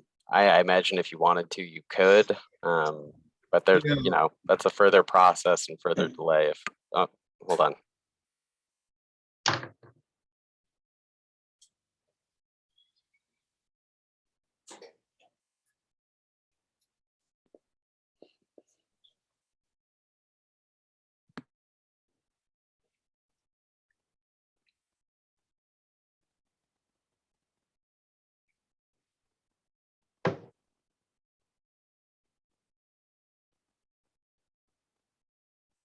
I'm wondering if could we ask the attorney if there's a real reason, that he can think of, or is it just in general we should do that?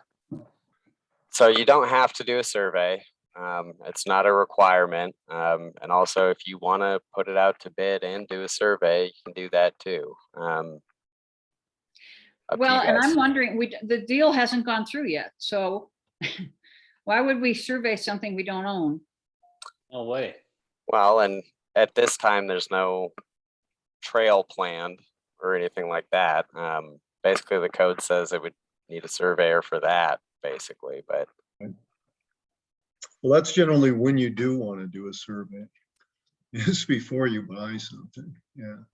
But in this case, that probably doesn't make much sense.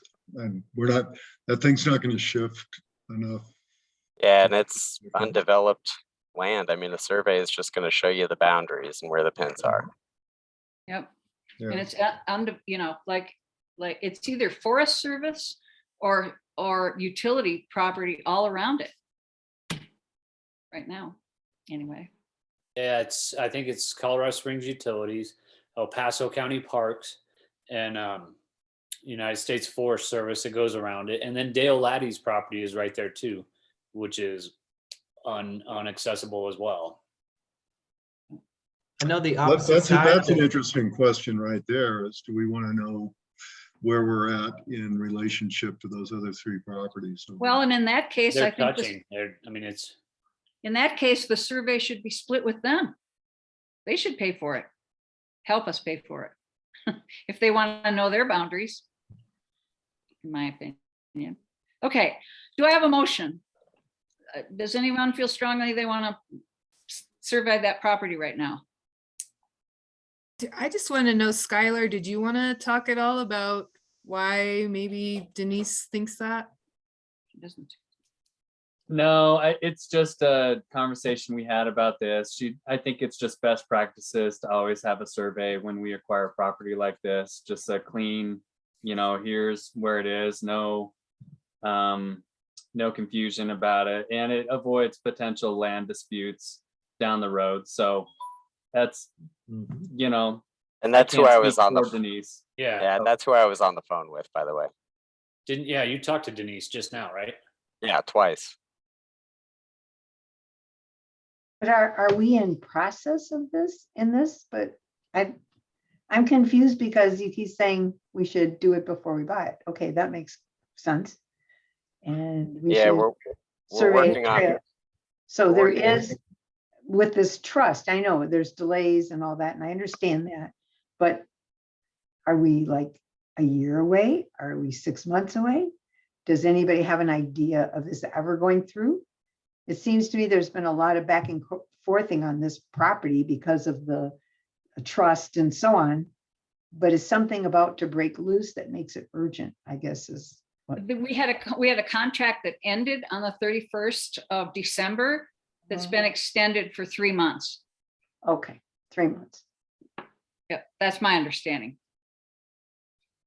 If I could chime in, I agree with Skylar, and if Denise was weighing in, that a survey is a really good thing when you're purchasing any property. However, that said, I think 14,400 is ridiculously high.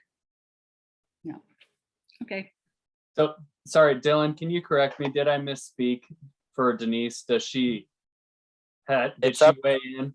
Yeah, so it's up to you guys whether you want to get the survey or not. It's not required. You can either go with the bid that we got, or you can put it out to bid.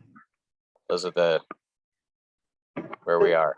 There's nothing to stop us from saying, okay, let's deal with the city person for this appraisal. And if his bid, we don't like it, we don't have to take it, right? So we don't have a surveyor on staff. Oh, I thought you said you had a city something. It's a contract surveyor with Drexel Barrel. What does that mean, contract surveyor? So it means we don't have a surveyor on staff, so we Right. contract that out.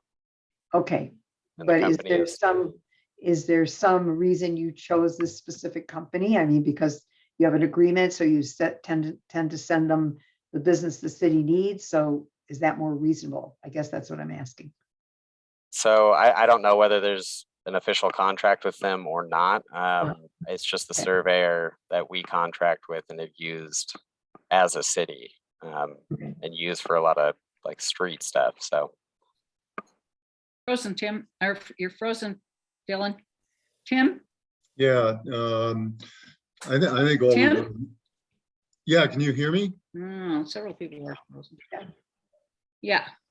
Okay, Yes. I think all we want to know right now is that nothing's wildly off. And I think some tool like Shannon has, or something like that, where we go up and just note where the corners of the lot are. I'm not exactly sure what we could find out anyway that would change our minds on this. So. No, I don't think there's anything that could change our minds. And we don't get surveys for every piece of land we've taken or bought or purchased or got donated. That's not all that normal in OSAC to pay for a survey on a real cheap piece of property, right? In the middle of nowhere. Yeah, I mean, but historically, we haven't done a whole ton of surveys unless we're Well, building a trail or doing maintenance. All of our open spaces have been surveyed, I think. They had to be because of the what you call it. Well, no. I mean, I know we've taken donations without. I know we've purchased without. Mhm. I think we do the surveys when we have land trust involved, Right, or we're doing a trail, or we're trying to figure out if our stairs are on the wrong property. right. Yep, we're not anti-survey. We're just No, anti-survey in this case. Because it seems like not a good expenditure. Okay, But wouldn't the other entities that you named that border on this piece of property have already done a survey? So is some of that work already done because they already did it for their property? good point, Judy. I imagine. Judy, this thing is in the middle of nowhere. Like if you go up and throw a rock as far as you can south of Ute Pass, you're still not going to hit the trail or hit this property. Okay, Well, I thought Nancy had said there are other entities like utilities or somebody. right. Right. But that's The National undeveloped. Forest Service, Like- right. I don't know if they have surveys. I imagine certainly the right there is the CSU easement, utility easement. So there probably is, a survey of some sort there. They're not running on other people's land, I'm sure. Okay, I want to move on. Do I have a motion for a survey? And that we'll move on. Okay, West Side and Cedar Heights Land Office updates. So Tim will chime in here. Tim and I met with two people from Cedar Heights. Right. John Martin and Nancy Neal Martin. John's the manager for the homeowners association up there. And we were basically just meeting to do a meet and greet and let them know that we're not going to do anything until as far as the right of way that's on the north side of our property, we're not going to do anything with that until at least there's a master plan from Colorado Springs Utilities for their property that joins that. Not And utilities, Colorado Springs Park. that's Colorado Springs, Parks. yeah, Colorado Springs, the city of Colorado Springs. They're buying the Snyder Quarry, and until they do something up there, we're not going to do anything with that right away. Secondly, if we ever do anything with that right away, we're offloading some of the traffic that might have been going down the paved road of Black Canyon Road. And that should be a plus to them. Anyway, we had that kind of conversation. Also, they verified some information that I think Corey had given to us, that the west side property, and I could share something and point all this out to you, but basically another adjoining property that we want access to if we ever did build a trail through there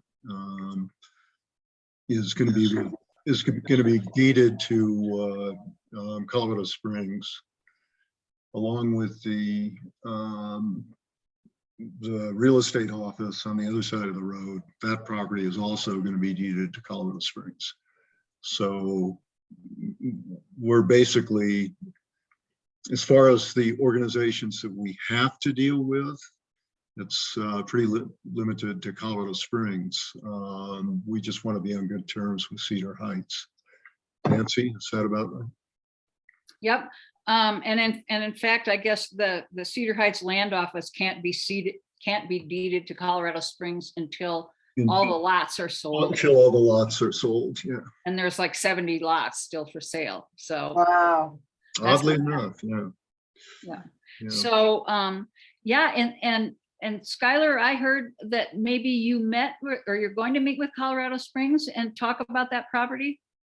Yeah, I met with David Dietmeyer last Friday about that property. He kind of updated me on their timeline. They're looking at a master plan within the next 2 to 3 years.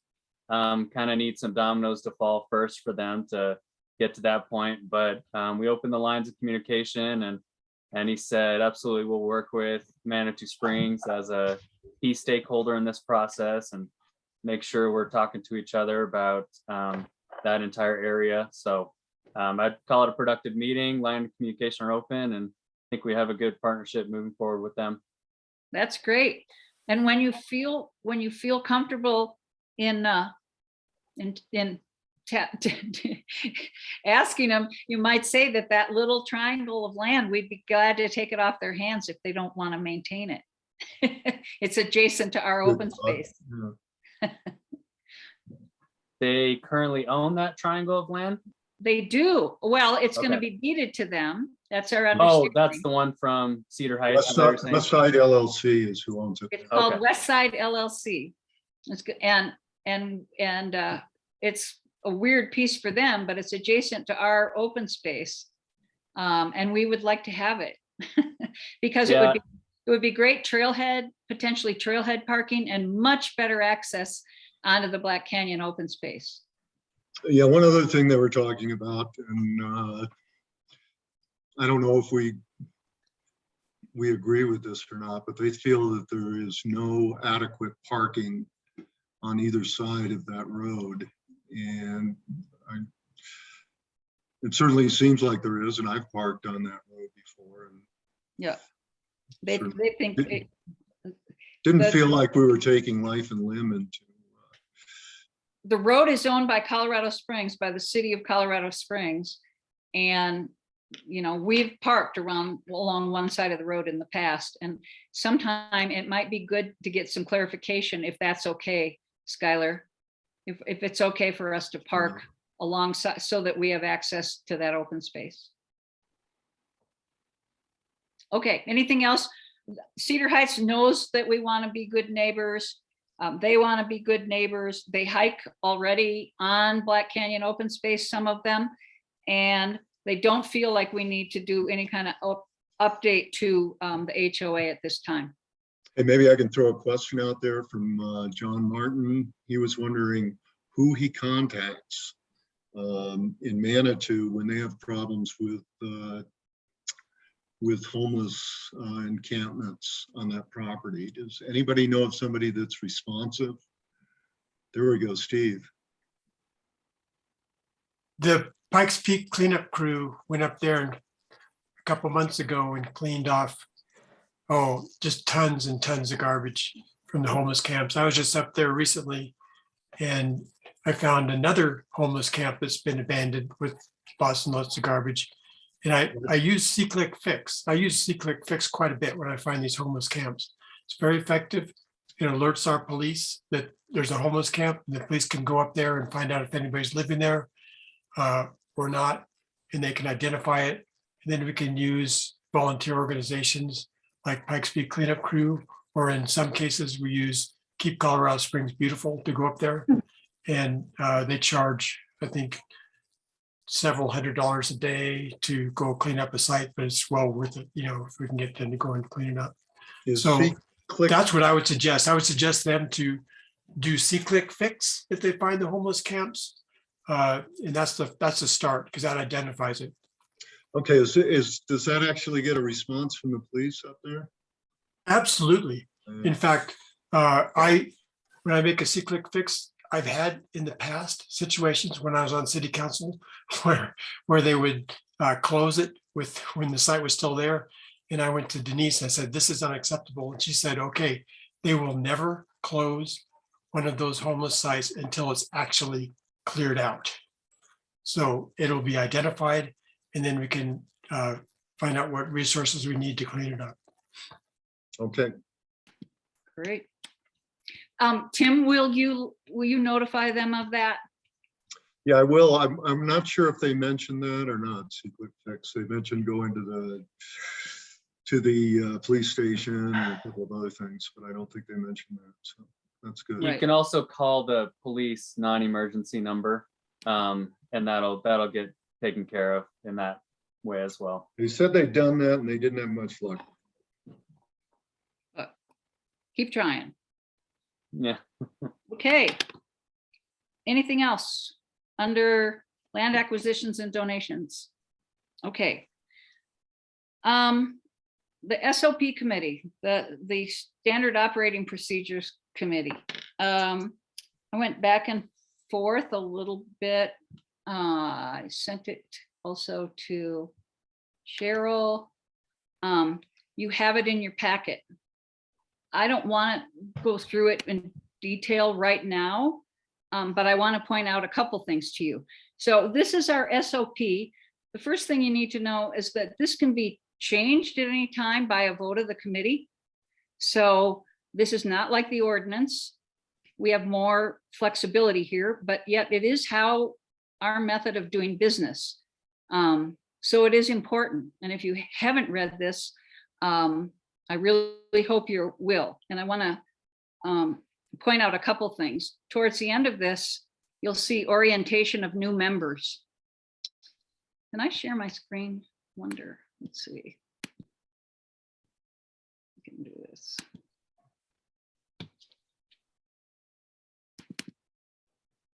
Yeah, can you all see that?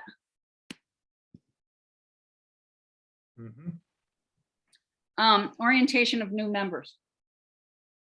So one of the things that I hope everyone will do will read, this is the city ordinance regarding the administration of boards and commissions, as well as our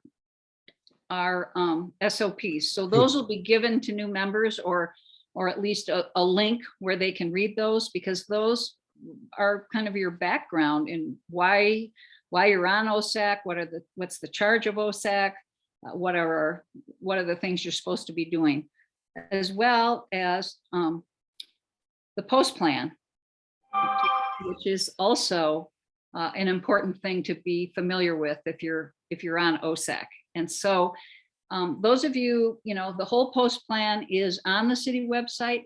If you want a hard copy of the post plan, that can be arranged for, and OSAC will pay for it. Then the other thing is, we want new members to know that they can certainly meet with the chair to discuss in more detail if they want to know OSAC's goals and methods of operations and that kind of thing. And the primary responsibility for orienting new members lies with the chair, but all of you are charged with welcoming new members and meeting with new members on an individual basis if they care to meet with you to find out more about your area of expertise. So that's one addition. And then the other addition I want to point out is this conflict of interest and open meeting requirements. This is something I became familiar with as I also serve on the match board. And we do a conflict of interest statement annually on the match board. And I will share that document with you, I think. Let's see, I've got to stop sharing this. How do I do that? Let's see. Well, wow. Let's see. Stop sharing. I'm going to share another document with you. Yeah. Can you all see this? This is the conflict of interest statement we use on the match committee, and it's really simple. Your name, and then any potential conflict of interest you might have with anything that OSAC might do. So this is just a sample at this point. So any committees you're on, any, it might be, I don't know, if you own, an example might be on the match board, for example, part of the money goes to the Carnegie Library Fund or whatever, that building. And Randy Hodges owned the bed and breakfast next door. And he recused himself from any discussion about the library while he owned that. because he felt like it was a conflict of interest. So that's your opportunity to declare anything you might think is a conflict. You sign it and it's just kept on file. So that's one thing that's been added to the SOPs. So any comments? At our next meeting, I'll ask for approval. It's only approved by our committee. It doesn't have to go to council as I understand it. But I could be wrong about that. Tim? Yeah, the one thing I noticed or mentioned to you was that probably a year and a half ago or more than that. I'm old. I probably don't remember. Yeah, I don't remember anything. We had a minor issue, and there's questions of not writing letters to the paper or doing anything like that. And we were supposed to get we got a little lecture, and we were supposed to get a course or a video or something like that on ethics and those kind of behaviors and what you can and can't do.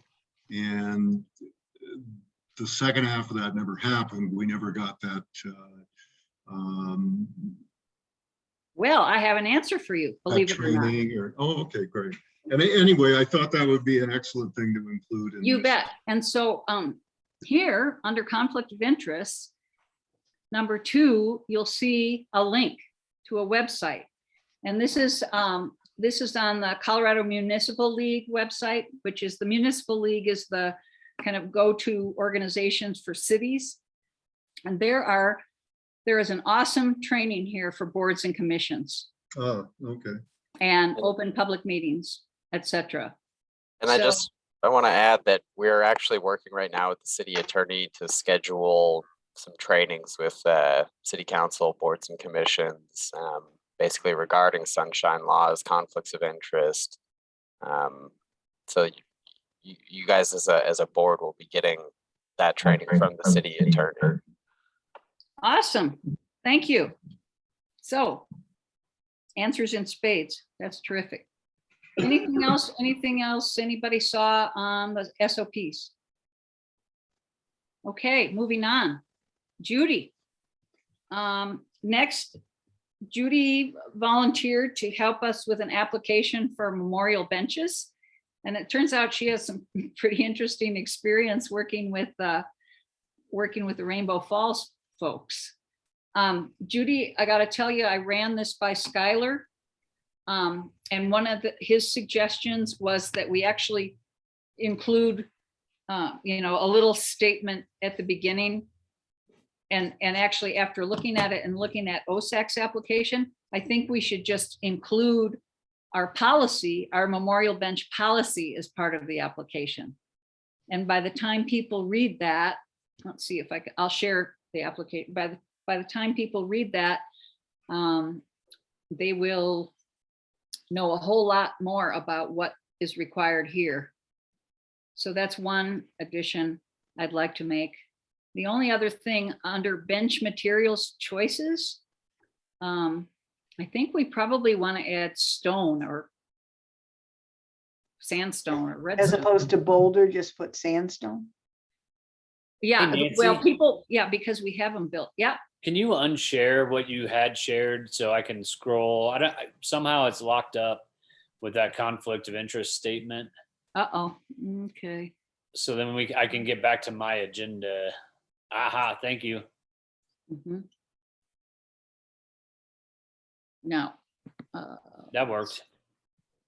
You're not seeing the form anymore, but that's okay. No. But we have it, right?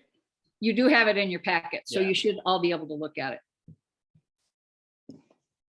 So I'm going to continue to work with Judy on this. I think we're getting close. And Judy, Judy and I had a long conversation on the phone about different things. Any other thoughts? I want to move on because we want to get into executive session here. Don't forget the thing you changed, What did I change? the creek walk. Oh, Creek Walk. We're gonna get that unless Dole, can you hear us? Are you on? Is Dole out there, Dylan? I don't see him in the audience. I think he was going to join us in executive session. Yeah, he was. Okay, so maybe he's on the other link. Okay. Yeah, I think that's on the other link. Okay, so does everybody understand? Did everybody get the email? We're gonna close out this session. And you have another link in an email to go to executive session. Did everybody get registered for it? I did not. Well, it's easy. I never got it. You got 2 emails. Let me see. Can we just go in and log in like this one? Yes, Okay. it was recommended that you register, but you don't have to. I Do we mean, all need to change shirts? put on a coat and tie, darn it. Okay. So we're all gonna log in, log out and log back in. This is only for OSAC members. So if you have other people hanging around in the room with you, they should leave the room. And I have to go back to the email and pick up a different ID number. yeah, just a different link, Judy. You can just click on a different link. It came from, let me make sure. Came from Alicia at 1 o'clock this afternoon. Yeah, and see, I didn't get home till 5:40. So Right. Okay. There's also, yeah. So do you need a motion to adjourn this meeting and I move to do. go, and then a second motion to go into executive session? I do. Very good, Shannon. So moved. second. Okay. All right. And we'll only be coming back into a regular session to adjourn. So there won't be any more business conducted in open session tonight. Sorry, who Okay. seconded that one? Who seconded? I did. Judy. Thanks. Okay, it's 8:14 right now. Let's reconvene in executive session at 8:20. Okay? Okay. See you all then. Thank you. Bye-bye.